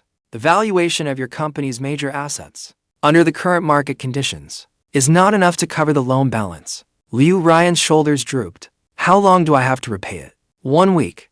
The manager stood up. If the full amount is not repaid within 1 week, our bank will apply to the court to seal and auction your company's assets according to law. He paused. Also, Ms. Liu, you personally provided a joint and several liability guarantee for part of the company's payments. If the company cannot repay, you will also have to bear responsibility. Ryan looked up. What do you mean? In plain terms, if the company goes bankrupt, your personal property, vehicles, and savings could all be subject to compulsory enforcement. After speaking, he gave a slight nod and left with the other manager. In the conference room, only Ryan was left. She sat at the far end of the long table and looked out the window. The sky was gray. The clouds were low, as if they were about to press down. Her phone kept vibrating. She picked it up and looked. It was the suppliers group chat. Messages were scrolling by one after another. At Liu Ryan. Ms. Liu, when will last month's payment be settled? We're a small business. We can't afford to wait. I heard your company is about to go under. Then what about our payment? At Liu Ryan, say something. She left the group chat, opened her contacts, scrolled to a number. She dialed it, and the call connected. Hello, I'm Liu Ryan. About that batch of raw materials. Ms. Liu, sorry to interrupt. Sorry. Our finance department has said, your company is now classified as a high-risk client. Payment must be received before shipment. The arrears from before shipment must also be settled within 1 week. The call ended. He called another chairman, Zhang. Could you consider investing another round? Shall Liu? It's not that I don't want to help you. Given the situation now, who would dare invest? Handle the lawsuit first and the debt. The call ended again. He made more than a dozen calls. Some didn't answer. Some brushed him off. And some simply said not to contact them again. In the end, he called GDA. The phone rang for a long time before someone answered. GDA's voice was very soft. There was a lot of background noise, as if he were on a street. Where are you? Liu Ryan asked. I'm at the airport. GDA paused. Ms. Liu, I'm sorry. Something urgent came up at home. I have to go to Shanghai. Liu Ryan laughed. Is it really something at home? My mother was hospitalized. GDA, Liu Ryan cut him off. How much money do you still have in your account? There were a few seconds of silence on the other end. What money? The money you moved out of the company. Liu Ryan's voice was calm. Purchase kickbacks, inflated expenses, and, plus, that mysterious public expense from last month. That's at least 2 or 3 million altogether, right? Ms. Liu, don't frame me. Those were all normal business expenses. Really, Liu Ryan said. Then print out the bank statements. We'll go through them one by one. GDA fell silent. The airport announcement for boarding came through in the background. Ms. Liu, his voice lowered. At this point, I won't hide it from you anymore. I did move some of it out, but that was my cut. I followed you for a year, ate with you, drank with you, smiled for you. Do you think that was easy? You think I really liked you? You're 10 years older than me. Liu Ryan gripped her phone tightly. Her knuckles went white. And don't blame me. GDA went on. Every man for himself. You have to look out for yourself. If you're going to blame anyone, blame yourself. Did you really think I'd help you with the tech? I couldn't even understand the drawings. GDA, Liu Ryan said. You'll regret this. Regret it, GDA laughed. I regret not running sooner. Besides, if I'd known Fang Yuan was this ruthless, I never would have touched this mess. Enough. I won't say more. Ms. Liu, good luck. The call disconnected. Liu Ryan put down her phone. She sat in the chair for a long time. Then she stood up. She walked out of the conference room. She went to the finance department. The finance director wasn't in the office. Only 2 young women were tidying up the office. When they saw her come in, the girls jumped. How much cash is still in the company account? Liu Ryan asked. One girl glanced at the computer screen. Softly, she said. Less than 500,000 was available. What about wages? This month's pay still hasn't been settled. Liu Ryan nodded. She turned and walked out. She reached the elevator lobby and pressed the down button. The elevator came up from the first floor. The doors opened and several employees were standing inside. They were carrying cardboard boxes. When they saw her, the employees looked away. They lowered their heads and stepped out. She walked in and pressed the button for the first floor. The mirror reflected her face. Her makeup was smeared, and the eyeliner had run. The blush had faded. Her original pale lip color showed through. Her hair was a mess. A few loose strands stuck to her forehead. She stared at herself in the mirror for a long time. Then she smiled. As she kept smiling, tears rolled down her face. The elevator reached the first floor. The doors opened, and she walked out. A lot of people had gathered in the lobby. They were all there to collect debts. Suppliers and contractors, along with a few workers in uniforms. When they saw her, the crowd surged around her. Ms. Liu, when are you paying us what you owe? The workers haven't been paid in 3 months. If you don't pay today, we're not leaving. The noise was chaotic, surging in like a tide. Security guards stepped in front of her. But there were too many people. They couldn't hold them back at all. Some shoved her. Some cursed. Liu Ryan stood in the center of the crowd. She looked at the angry faces in front of her. She remembered 3 years ago, when the company won its first big order. She had handed out bonuses to every employee right here. Back then, every face was smiling.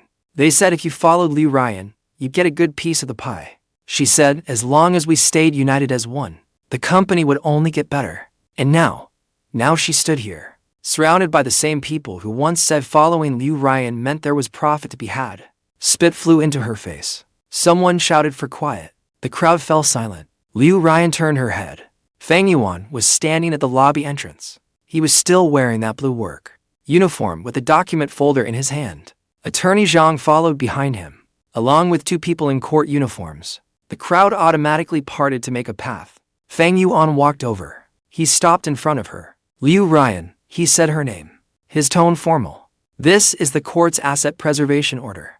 All assets under your name, including company equity, real estate, vehicles, and bank accounts, are hereby sealed as of today. He handed the document over. Liu Ryan didn't take it. She looked at him, eyes bloodshot. Fang Yuan's voice was hoarse with strain. Are you really going to be this ruthless? Fang Yuan said nothing. He placed the document on the reception counter beside him. Then he turned and nodded to the 2 court officers. Go ahead. The court officers took out the sealing strips and the official seal. The security guard tried to stop them. Fang Yuan glanced at the guard. The guard hesitated for a moment, then stepped aside. The court officers walked to the front desk.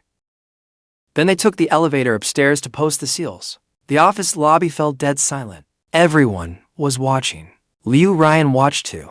She watched those white sealing strips, one after another, being posted in every corner of the company. It was like covering a corpse with a white sheet. At last, the court officers walked outside the company entrance. They crossed the sealing strips over the glass door. Sealing complete. They came over to report to Fang Yuan.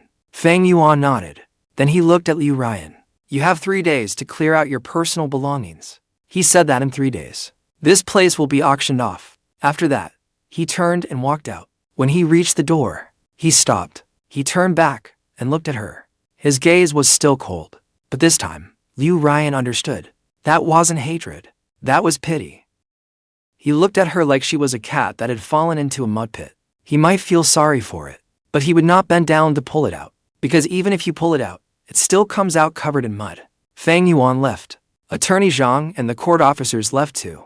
Only Liu Ryan was left in the lobby, along with a crowd of debt collectors. The debt collectors looked at one another. Someone muttered a curse. Someone sighed. Then they slowly dispersed, one after another. In the end, only Liu Ryan was left alone.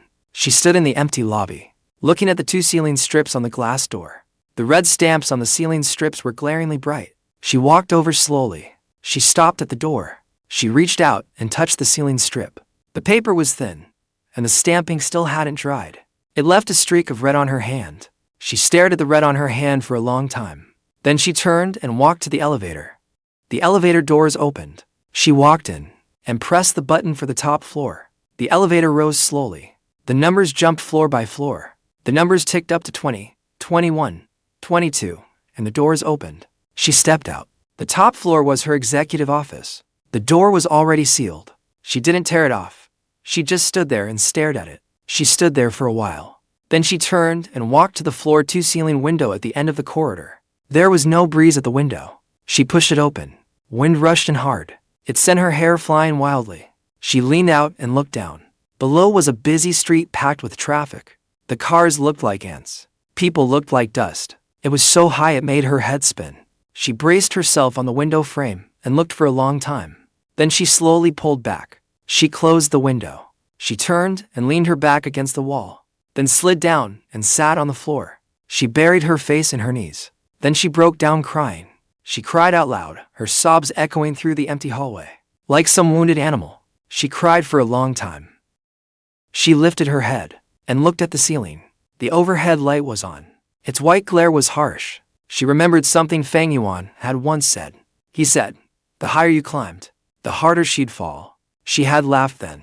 She'd said, why are you so pessimistic? 3 days after the court seals were posted all over the company, Liu Ryan went back to the CEO's office for a while. She didn't tear the seal off the door. She climbed in through the window of the fire escape. Her 7-centimeter heels landed on the windowsill. Her stockings tore. A line of blood ran down her calf. The office was a complete mess. Documents were scattered all over the floor. Dirt was spilled across the camel-colored carpet. Her favorite set of Jingdezhen porcelain cups had been smashed. One cup lay alone in the corner. A lone cup handle lay in the corner. She walked over to the desk.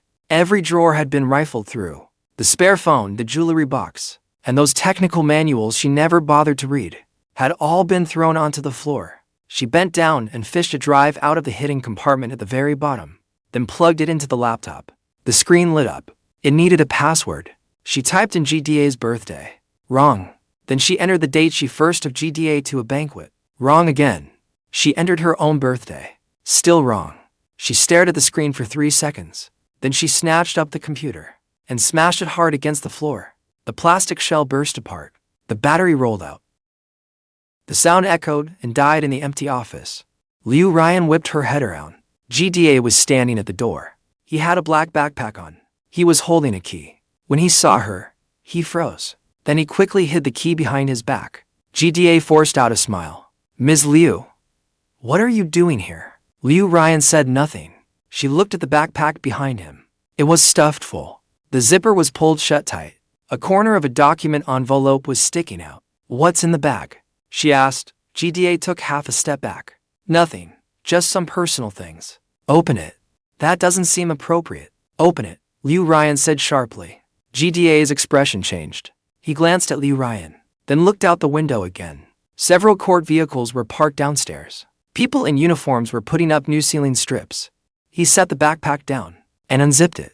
Inside was a stack of cash, bundled with rubber bands. There were also several jewelry boxes, a few luxury watches, and several documents tucked underneath at the bottom.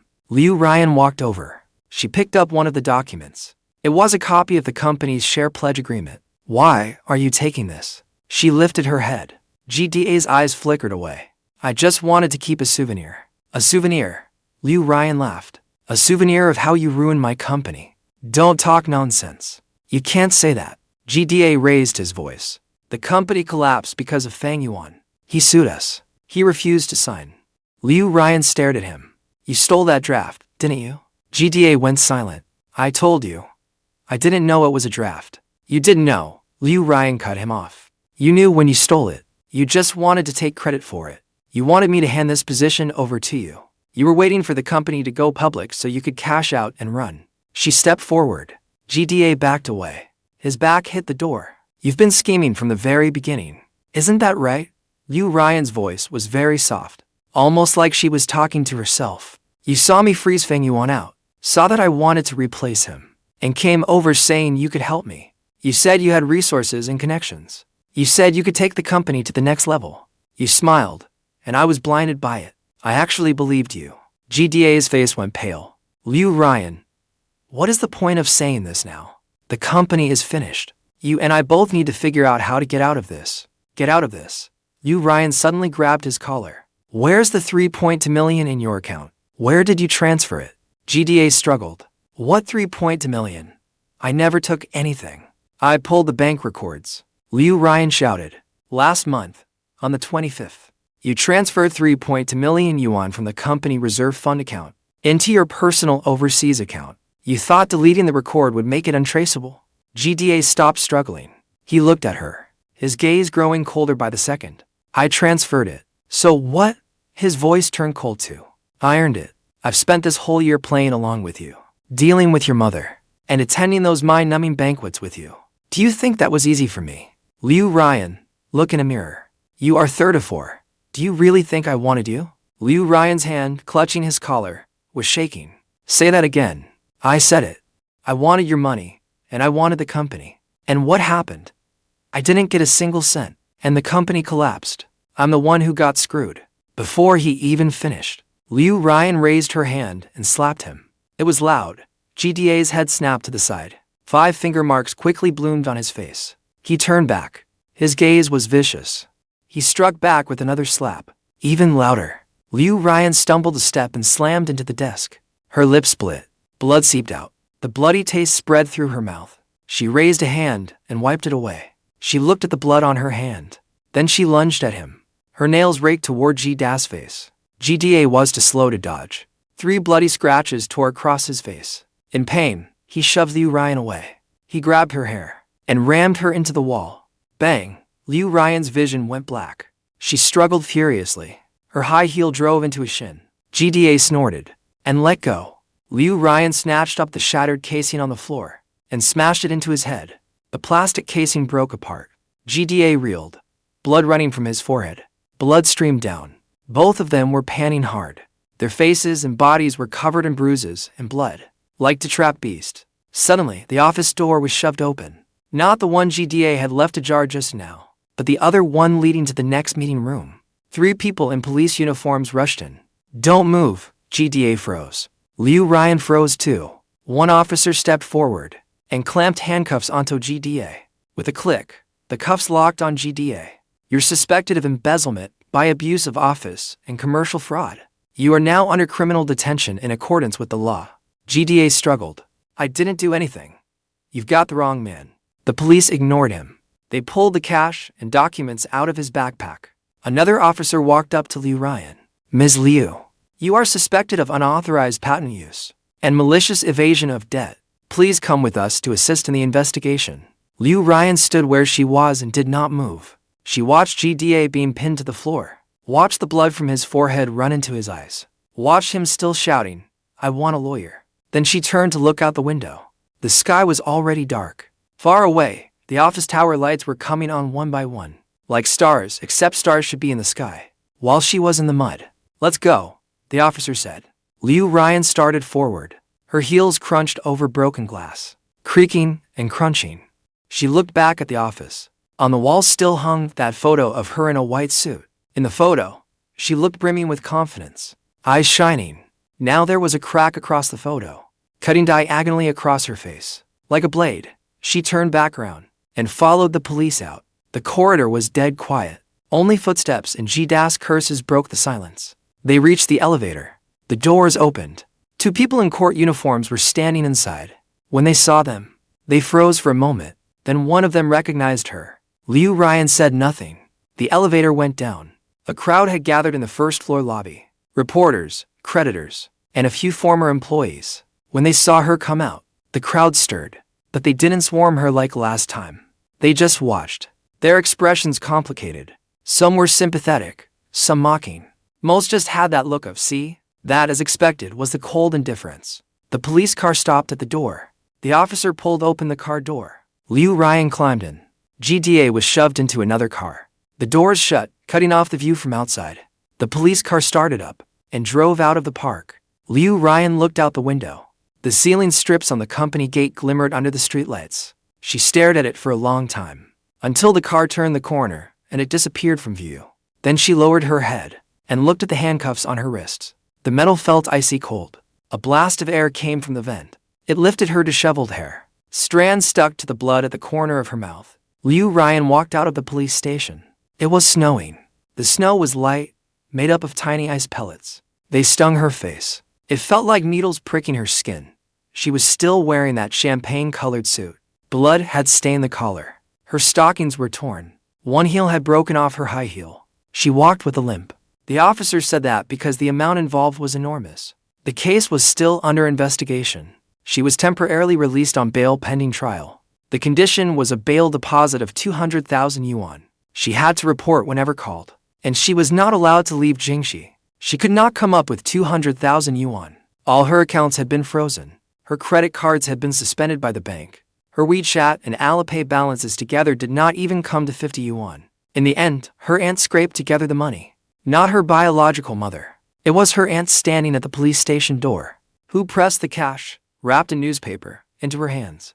Her eyes kept darting away. "Ryan, this is all Aunt can do."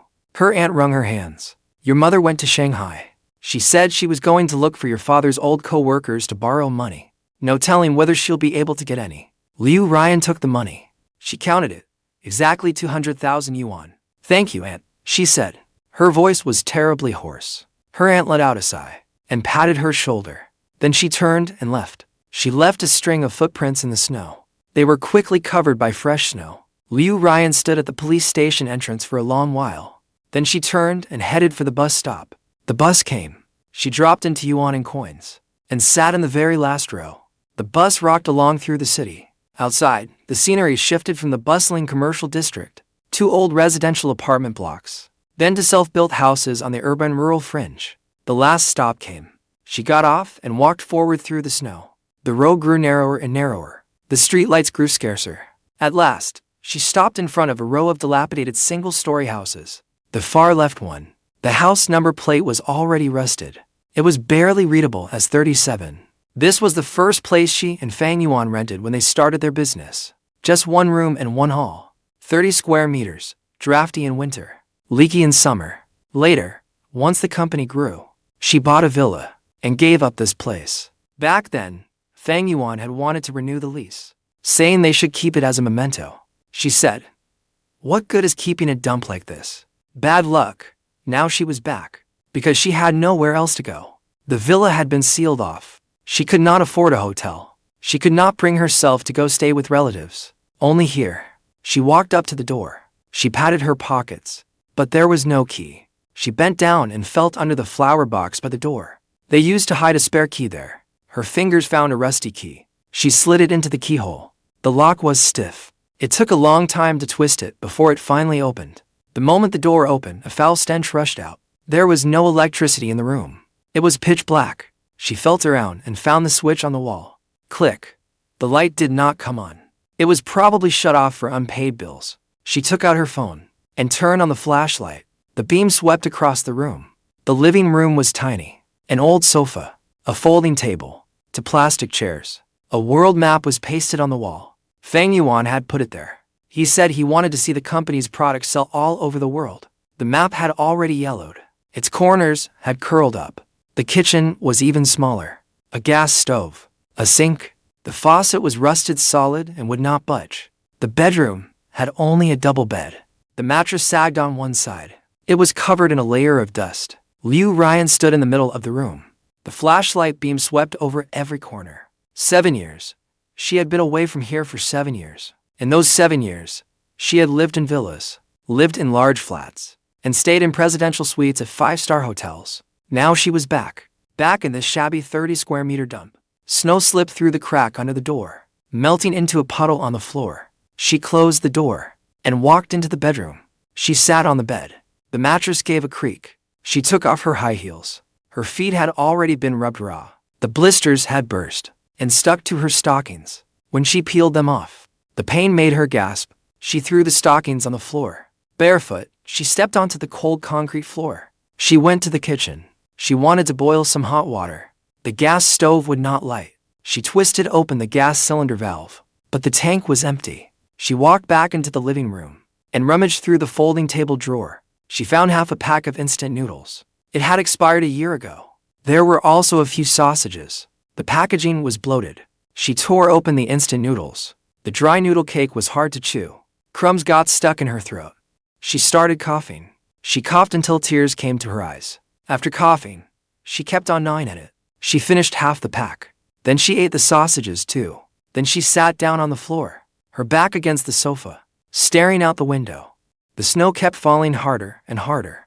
The room grew colder and colder. She got up and yanked the old blanket off the sofa. The blanket on her body smelled of mothballs, mixed with mildew. She curled up in the corner of the sofa, hugging her knees. The phone screen lit up. It was a news push notification. Yuan Yang Heavy Industry and Xishan Machinery Factory signed a strategic cooperation agreement. A market worth hundreds of billions had been launched. The accompanying image was a photo from the signing ceremony. Fang Yuan was wearing a black suit, shaking hands with Zhenbang. Behind him stood the former factory director and a few old hands from the factory, as well as a few faces she did not recognize. Faces that clearly belonged to big shots. In the photo, Fang Yuan looked calm, with a steady gaze. He was exactly the same as the young man 7 years ago, who had spent all night fine-tuning machines in a small workshop. Exactly the same.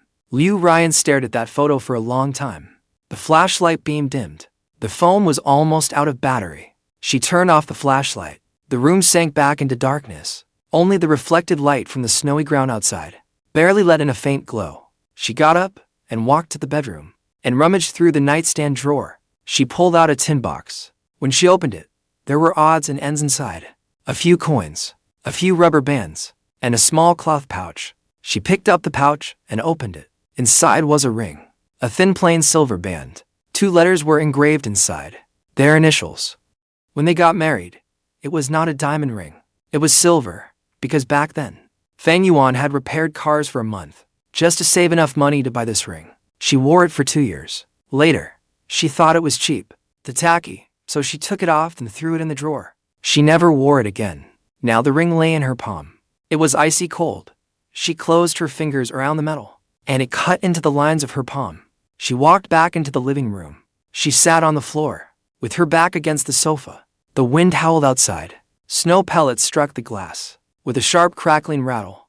The room was as cold as an ice house. She pulled the blanket tight, and curled into a ball. The flashlight died completely. The phone screen went dark too, leaving only darkness. She kept her eyes open, and stared at the ceiling in the dark. There was a water stain from a leak on the ceiling.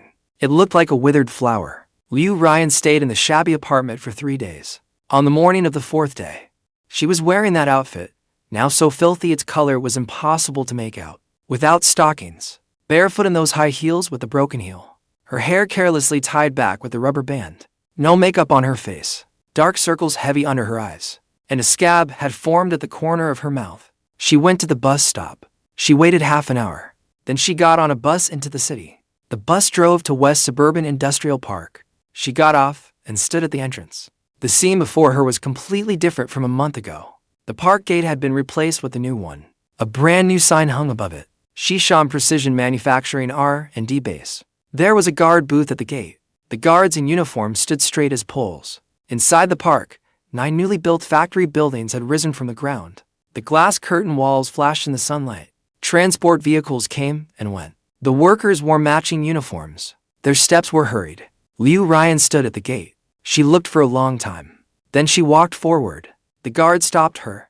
"Madam, who are you looking for?" "I'm looking for Fang Yuan," she said. The guard gave her a once-over. "Do you have an appointment?" "No." "Then I'm sorry. Fang Yuan's schedule is full today. Without an appointment, you can't go in." Ryan did not move. She looked at the guard. Her voice was very soft. "Just tell him Ryan is here to see him." The guard hesitated for a moment. Then he picked up the walkie-talkie. "There's a Ms. Ryan at the front gate. She says she wants to see Fang Yuan." A woman's voice came through the walkie-talkie. "Wait, let me confirm." After about a minute, the walkie-talkie crackled again. "Fang Yuan says he won't see you."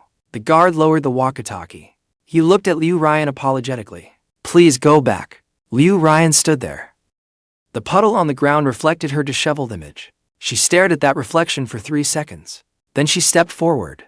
She shoved the guard aside and rushed straight into the park. The guard jumped in shock. He chased after her. "Madam, you can't go in." Ryan ignored him. She ran barefoot through the snow. Her heels had fallen off. She did not stop to look for them. She just kept running barefoot. Her feet were quickly rubbed raw by the slush and gravel. But she did not stop. She charged into the park and headed for the tallest R&D building. There were steps in front of the building. She climbed them one by one. Blood from her feet left red stains on the steps. She ran up to the glass doors. They were locked and required a card. She pounded on the glass. Fang Yuan, come out here." The little front desk girl inside jumped in fright. She stood up and stared at her. The guard caught up to her and grabbed her arm. "Madam, if you keep this up, I'm calling the police." Ryan shook him off and kept banging on the door. "Fang Yuan, I know you hate me. Come out and say it to my face." The glass doors opened. It wasn't Fang Yuan. It was Attorney Zhang. He stood inside the doorway, looking at Ryan. His gaze was calm. "Ms. Liu, Fang Yuan is very busy. He has no time to see you. I need to see him." Ryan panted for breath. "Just 5 minutes." "No, 3 minutes is fine." Attorney Zhang shook his head. "Fang Yuan said he won't see you." "Then I'll wait right here." Ryan's voice was hoarse. "Until he comes out." Attorney Zhang glanced at her. Without saying anything, he turned to the front desk and said something. Then he walked back to the elevator lobby. The door closed again. Ryan stood outside. Snow started falling again. Tiny snowflakes landed on her hair and shoulders, and quickly melted into drops of water. The guard stood beside her. He neither drove her away nor left. Time passed minute by minute.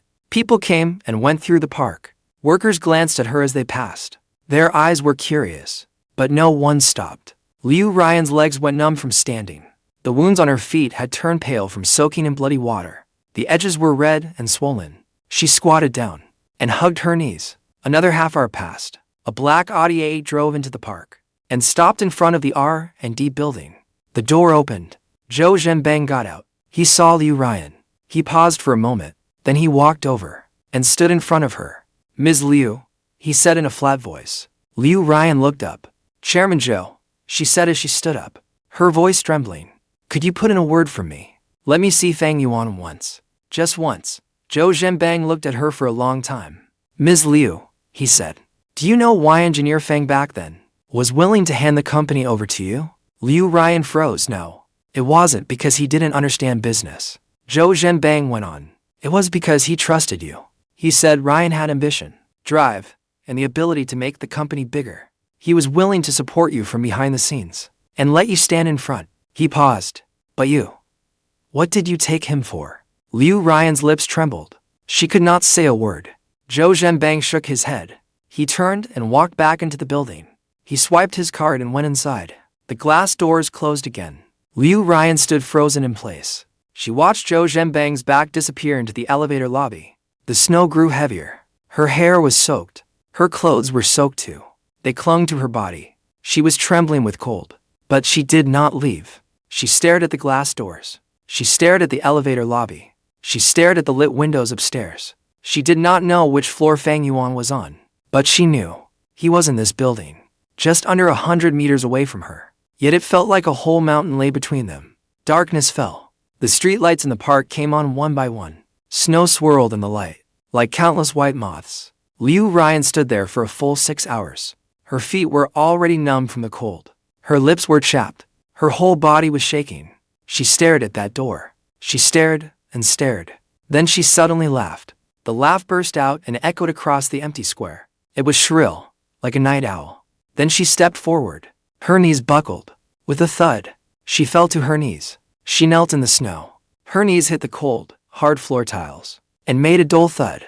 She raised her head, and with all her strength, she shouted toward the R&D building, "Fang Yuan, I was wrong.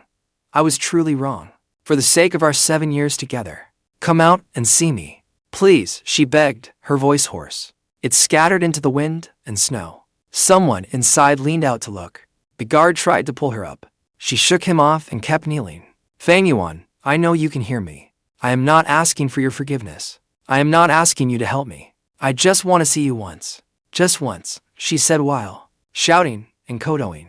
Her forehead knocked against the floor tiles. It thudded loudly. Her forehead split open quickly.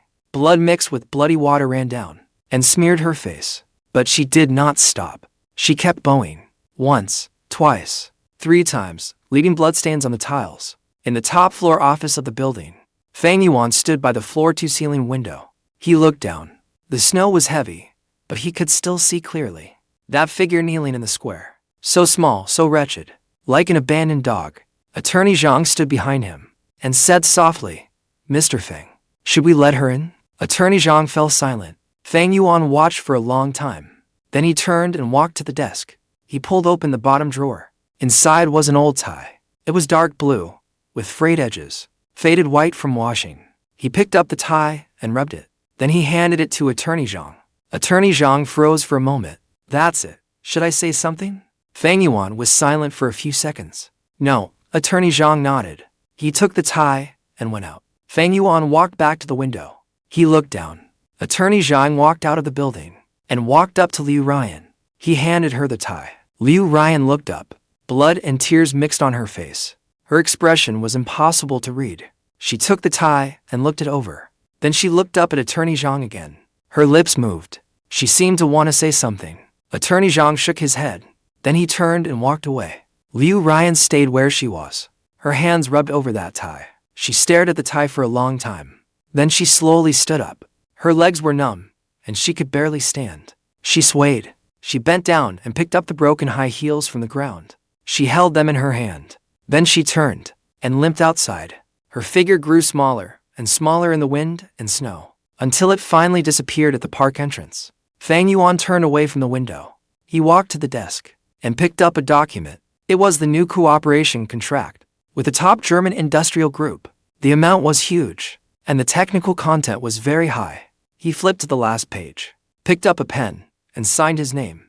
The handwriting was neat and strong, just like him. After signing, he handed the document to his secretary. Send it out. Okay, Mr. Fang. The secretary took the file and left. Only Fang Yuan was left in the office. He walked to the bar cabinet and poured himself a glass of water. It was not wine, just warm water. Holding the glass, he went to the window and looked out at the snowy scene. The park was brightly lit. Machines roared inside the workshops. That was his world. A world without Liu Ryan. He took a sip of water. The temperature was just right. Not too hot, not too cold. Just like his mood now. Calm, with no ripples at all. He set down the glass, picked up his phone, and called the former factory director. How are the prototype tests going, former factory director? Everything is going smoothly. Yuan Yang said the performance is 20% higher than the original German unit. Good, he hung up. Then he dialed another number. Attorney Zhang. How is the lawsuit against Liu Ryan for misappropriation of marital assets going? When is the hearing? This Wednesday. He ended the call and set the phone on the desk. Then he sat back down in his office chair, opened the computer, and started reviewing the next technical proposal. On the day of the court hearing, Liu Ryan wore a black dress. She had bought it 7 years ago. Back then, it was for an industry forum. Fang Yuan had waited with her at the mall all afternoon. The fabric was ordinary. The style was outdated. It was a little tight at the waist. She sat in the defendant's seat. Her back was rigidly straight. The gallery was packed. Reporters, suppliers, former employees, and a few people she recognized. People who had once fawned over her. They looked at her like animals in a zoo. At the plaintiff's table, Fang Yuan wore a dark gray suit. He wore a white shirt and no tie. He sat upright. His profile was turned toward her. He was speaking quietly with Attorney Zhang. From the start of the hearing until now, he had not looked at her once. Not even once. The judge tapped the gavel. Now we will proceed with closing statements. Plaintiff's counsel, please begin. The lawyer stood up and walked to the podium. Presiding judge, members of the jury. His voice was clear and steady. The facts of this case are clear. The evidence is irrefutable. The defendant, Liu Ryan, during the marriage, while the marital relationship was still in effect, used the trust of the plaintiff, Mr. Fang Yuan, to conceal the company's core patent for a long time, and the fact that she had no authorization to use it. She took technical achievements that belonged to the plaintiff and used them in the company's operations to reap huge profits. After the divorce, while fully aware of the patent infringement, she continued using it and tried to claim the technology as her own. The circumstances are serious, and the nature of the offense is particularly egregious. He paused. He opened a file. According to the evidence we submitted, over the past 7 years, the defendant company used that patented technology to make more than 300 million yuan in total profits. And when the defendant divorced, she took advantage of the plaintiff's lack of legal knowledge and got him to sign an agreement relinquishing all property. This is not only a civil tort, it also amounts to fraud. Liu Ryan's fingers clenched the hem of her skirt. The fabric was rough. It rubbed her fingertips raw. The defense, please respond, the judge said, and Liu Ryan's lawyer stood up. This young lawyer, she had hired on the spot. He was cheap and inexperienced. Your Honor, our position is that Ms. Liu Ryan and Mr. Fang Yuan were husband and wife. The company was run jointly by the spouses. The technical achievements should naturally count as marital property, and Mr. Fang Yuan had long worked at the company, drawing a salary. That alone proves the technology's use was acknowledged. Objection, Attorney Zhang said, raising his hand. Counsel is confusing two separate concepts. Patent authorization and labor compensation are two different things. Mr. Fang Yuan never signed any technology transfer or licensing document. Objection sustained. The judge looked at Liu Ryan's lawyer. Please state the facts. The young lawyer was sweating at the temples, flipping through the materials. He babbled a few incoherent sentences. The gist was that Liu Ryan did not know the patent had not been signed. It was a work oversight, not intentional infringement. No one believed him. Someone in the gallery snorted. The judge rapped the gavel for silence. Then he looked at Fang Yuan. Does the plaintiff have anything else to add? Fang Yuan stood up. He did not walk up to the podium. He just stood there. He didn't say a word. Clean and decisive. The judge nodded. He exchanged a few quiet words with the jurors. Then he picked up the gavel. Now, the verdict. The entire courtroom fell silent. Liu Ryan lifted her head, staring at the judge. The judge read the ruling. his voice steady, with no inflection. After review, the court finds that the defendant, Ryan, committed patent infringement and misappropriation of marital assets. The judgment is as follows. The defendant shall immediately cease the infringing acts. Second, the defendant shall compensate the plaintiff for economic losses of 120 million yuan. Third, all property under the defendant's name, including but not limited to real estate, vehicles, deposits, and equity, shall be used to repay the above debts. Fourth, it is confirmed that the portion of property relinquished by the plaintiff in the divorce agreement is invalid. The defendant must return the share of assets belonging to the plaintiff. The gavel fell with a sharp crack. The sound echoed through the courtroom. Ryan sat there without moving. She stared at the plaintiff's table. Fang Yuan was already standing. He was adjusting the cuffs of his suit. Zhang Wei packed the files into his briefcase. He whispered something to Fang Yuan. Fang Yuan nodded, then turned and walked out. His steps never slowed. Ryan suddenly sprang to her feet. She shouted his name. Her voice was loud and cracked. Fang Yuan's steps stopped for a moment. He turned his head and looked at her. Just one glance. His eyes were very cold, like he was looking at a stranger. Then he turned back and kept walking out. Ryan shoved open the barrier at the defendant's bench. She rushed over. The bailiff tried to stop her. She broke free and rushed to Fang Yuan, grabbing his arm. Fang Yuan, she panted, her eyes bloodshot. Can we talk, please? Just 10 minutes. No, 5 minutes. Fang Yuan looked down at her. The hand gripping his arm was squeezing hard. Her nails dug into his suit fabric. He lifted his other hand and peeled her fingers off one by one, slowly, but with absolute firmness. When he was done, he took out an alcohol wipe and wiped the sleeve she had grabbed. Then he tossed the wipe into the trash slot nearby. We have nothing to talk about. His voice was calm, with no emotion. Ryan watched him wipe his sleeve, watched him toss the wipe away, watched his calm face. Then she suddenly laughed. Her shoulders shook with laughter. Fang Yuan, she laughed, and said, "You're really going to do this to me?" Fang Yuan didn't answer her. He watched her laugh. His gaze was still cool. He repeated the word. After a pause, he said, "Not worth it."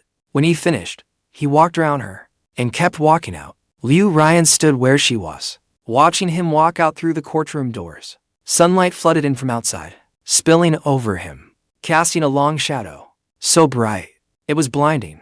She raised a hand, shielding her eyes. Through her fingers, she saw him step out the door, down the steps, and get into a black sedan. The car started and drove off, disappearing into traffic. The people in the gallery filed out, passing by her side. Some shook their heads, some sighed, some whispered to each other. If they had known this would happen today, why do it in the first place? Serves her right. The voices were low, but she heard every word. The bailiff came over. "Ms. Liu, please come with me to handle the related procedures." She stiffly turned around and followed the bailiff out. In the corridor, she ran straight into GDA. He had just come out of his hearing too. His wrists were in handcuffs. He was escorted by 2 police officers. When he saw her, he stopped. His eyes were venomous. "Ryan," he rasped, "this is all your fault." Ryan looked at him. She said nothing. "If you hadn't been greedy, if you hadn't insisted on going head-to-head with Fang Yuan, you wouldn't have ended up like this." GDA lurched forward. The handcuffs clanged. "I'm only 28. My life is ruined. It's all your fault." The police dragged him back. He was still swearing. His voice faded farther and farther away. Ryan stood there, watching his back disappear at the end of the corridor. Then she kept walking forward, to the clerical counter. The clerk handed her a stack of documents. "This is the asset seizure inventory. Please confirm and sign." She picked up the pen. Her hand trembling, she signed. "And this high consumption restriction order. Notice of inclusion on the dishonest judgment debtor list." She signed again. 2 copies, 3 copies. By the end, her name was so crooked it hardly looked like writing anymore. After she finished, the clerk handed her a copy. "According to regulations, all property under your name will now be recorded for enforcement. If you need to retrieve any personal belongings, please contact the designated enforcement judge within 3 days." Ryan took the documents. Without looking, she folded them and stuffed them into her bag. Then she turned and walked out of the court. It was bright outside. She stood on the steps and narrowed her eyes. Her phone rang. It was her mother. She answered. "Ryan, how did the verdict go?" Her mother's voice was careful. I lost, she said. There was a long silence on the other end. I don't know. Mom can't help you either. Your dad's old co-workers all back off the moment they hear your name. They all keep their distance. The place Mom's living in is under your younger sister's name. Then why don't you come stay for a few days? No need, Ryan said. I have a place to stay. She hung up and shoved the phone back into her bag. She went down the steps and walked to the curb. She flagged down a taxi. She gave the driver an address. The car started up. It moved through the city. She looked out the window. Familiar streets. Familiar high-rises. But everything seemed dusted over and gray. Soon the car stopped in front of that row of single-story houses. She got out and walked to No. 37. She fumbled the key into the keyhole, but it wouldn't turn. She looked down at the lock and saw it had been replaced. The brass one gleamed in the sunlight. She froze for a few seconds, then raised her hand and knocked. She knocked for a long time. The door finally opened. An old man stood there, wearing a tank top, with a palm leaf fan in his hand. Who are you looking for? I used to live here, Ryan said. The old man gave her a once-over. I rent this place. I've been renting it for 3 years. Renting it? Ryan froze. Wasn't the landlord's surname Wang? The old man shook his head. The landlord's surname is Fang. His name is Fang Yuan. He bought this whole row 3 years ago. Said he wanted to keep them. Then later rented one to me. He said to just pay a little rent and not to leave the place empty. Ryan stood there. A wind blew over, lifting her disheveled hair. She looked at the old man, at the door, at the sparse furniture inside. Then she turned and left. She walked on along the path, with no destination. She came to a bus stop and sat down. The bench was cold. The metal bit into her bones. She sat there, watching the traffic come and go. She watched for a long time, until night fell. The street lights came on. She stood up, kept walking, and reached the underpass beneath the bridge. She stopped. A few vagrants were under the bridge, warming themselves around a fire. When they saw her, they froze. Then they shifted aside, making room for her. 3 years later, at an electronics factory in Longgang District, Shenzhen, the assembly line moved slowly. On the conveyor belt were row after row of phone mainboards. Female workers sat on both sides, heads bowed, fingers moving at a blur. Placing, soldering, testing, every motion mechanically repeated, like a group of robots with no feelings. Ryan sat at the second-to-last station. She wore the standard blue work uniform, her hair tucked into a dust cap, and a mask covered her face. Only her eyes showed. They were dull and clouded. Deep lines cut into the corners of her eyes. She was responsible for soldering a tiny resistor. She had to pick up a sesame-sized component with tweezers, place it in the designated spot, then touch it with the soldering iron. It had to be fast and precise. Go to slowly, and the whole line would slow down. She had been at this station for 2 years. Her fingers were steady, but today they trembled a little. She hadn't slept well last night. There were 8 people in the dorm, snoring, mumbling in their sleep, and others getting up to use the bathroom in the middle of the night. The metal bunks creaked whenever someone moved. She woke up 3 times in one night. Her eyes were sore now. Her head felt heavy as she stared at that component. She picked it up and lowered the soldering iron. The instant she touched it, a wisp of blue smoke rose. A burnt smell hit her. The soldered joint had gone crooked. She hurriedly nudged it straight with tweezers, but it was already too late. The component had stuck to the solder. It sat there crooked and distorted. The line's supervisor walked over and took one look. It's ruined, he said. He picked up the mainboard and tossed it into the scrap bin beside him. He slapped Ryan on the back of the head. What are you spacing out for? Do you know how much a mainboard costs? His voice was loud. Everyone on the assembly line heard it, but no one looked up. They all kept their heads down and went on with their work. Ryan did not look up either. She picked up another component, set it down, and soldered it. That's more like it. The line's supervisor muttered curses and walked off. The assembly line kept moving. The conveyor belt gave off a low hum. The TV overhead was on. The volume was turned very low. It was playing the midday news. Recently, our country's independently developed deep-sea drilling platform, Zhou No. 3, has officially been put into service. The platform's core power system uses the world's leading high-torque 4-volt motor. This technology has broken the long-standing foreign monopoly. The screen switched. In a spacious, brightly lit conference room, a signing ceremony was underway. Fang Yuan wore a dark blue suit. He stood on the stage. shaking hands with the blonde, blue-eyed foreigner. He had lost a little weight, but he looked in great spirits. His gaze was sharp. A faint smile rested at the corner of his mouth. Below the stage, camera flashes were going off nonstop. The camera zoomed in, giving him a close-up. He wore a watch on his wrist. It was a simple design, but anyone who knew watches could tell at a glance how expensive it was. Ryan stared at the TV screen. Her hands slowed down. A drop of sweat fell onto her fingers, burning up into a blister. She did not feel any pain. She looked at Fang Yuan on the TV, at his calm, confident manner, at the way everyone crowded around him.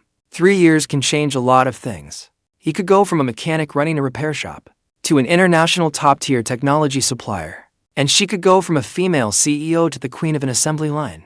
On the TV, the host was interviewing Fang Yuan. Fang Yuan, as we all know, 3 years ago, you were still just an unknown technician. What allowed you, in such a short time, to achieve such astonishing success? Fang Yuan smiled at the camera.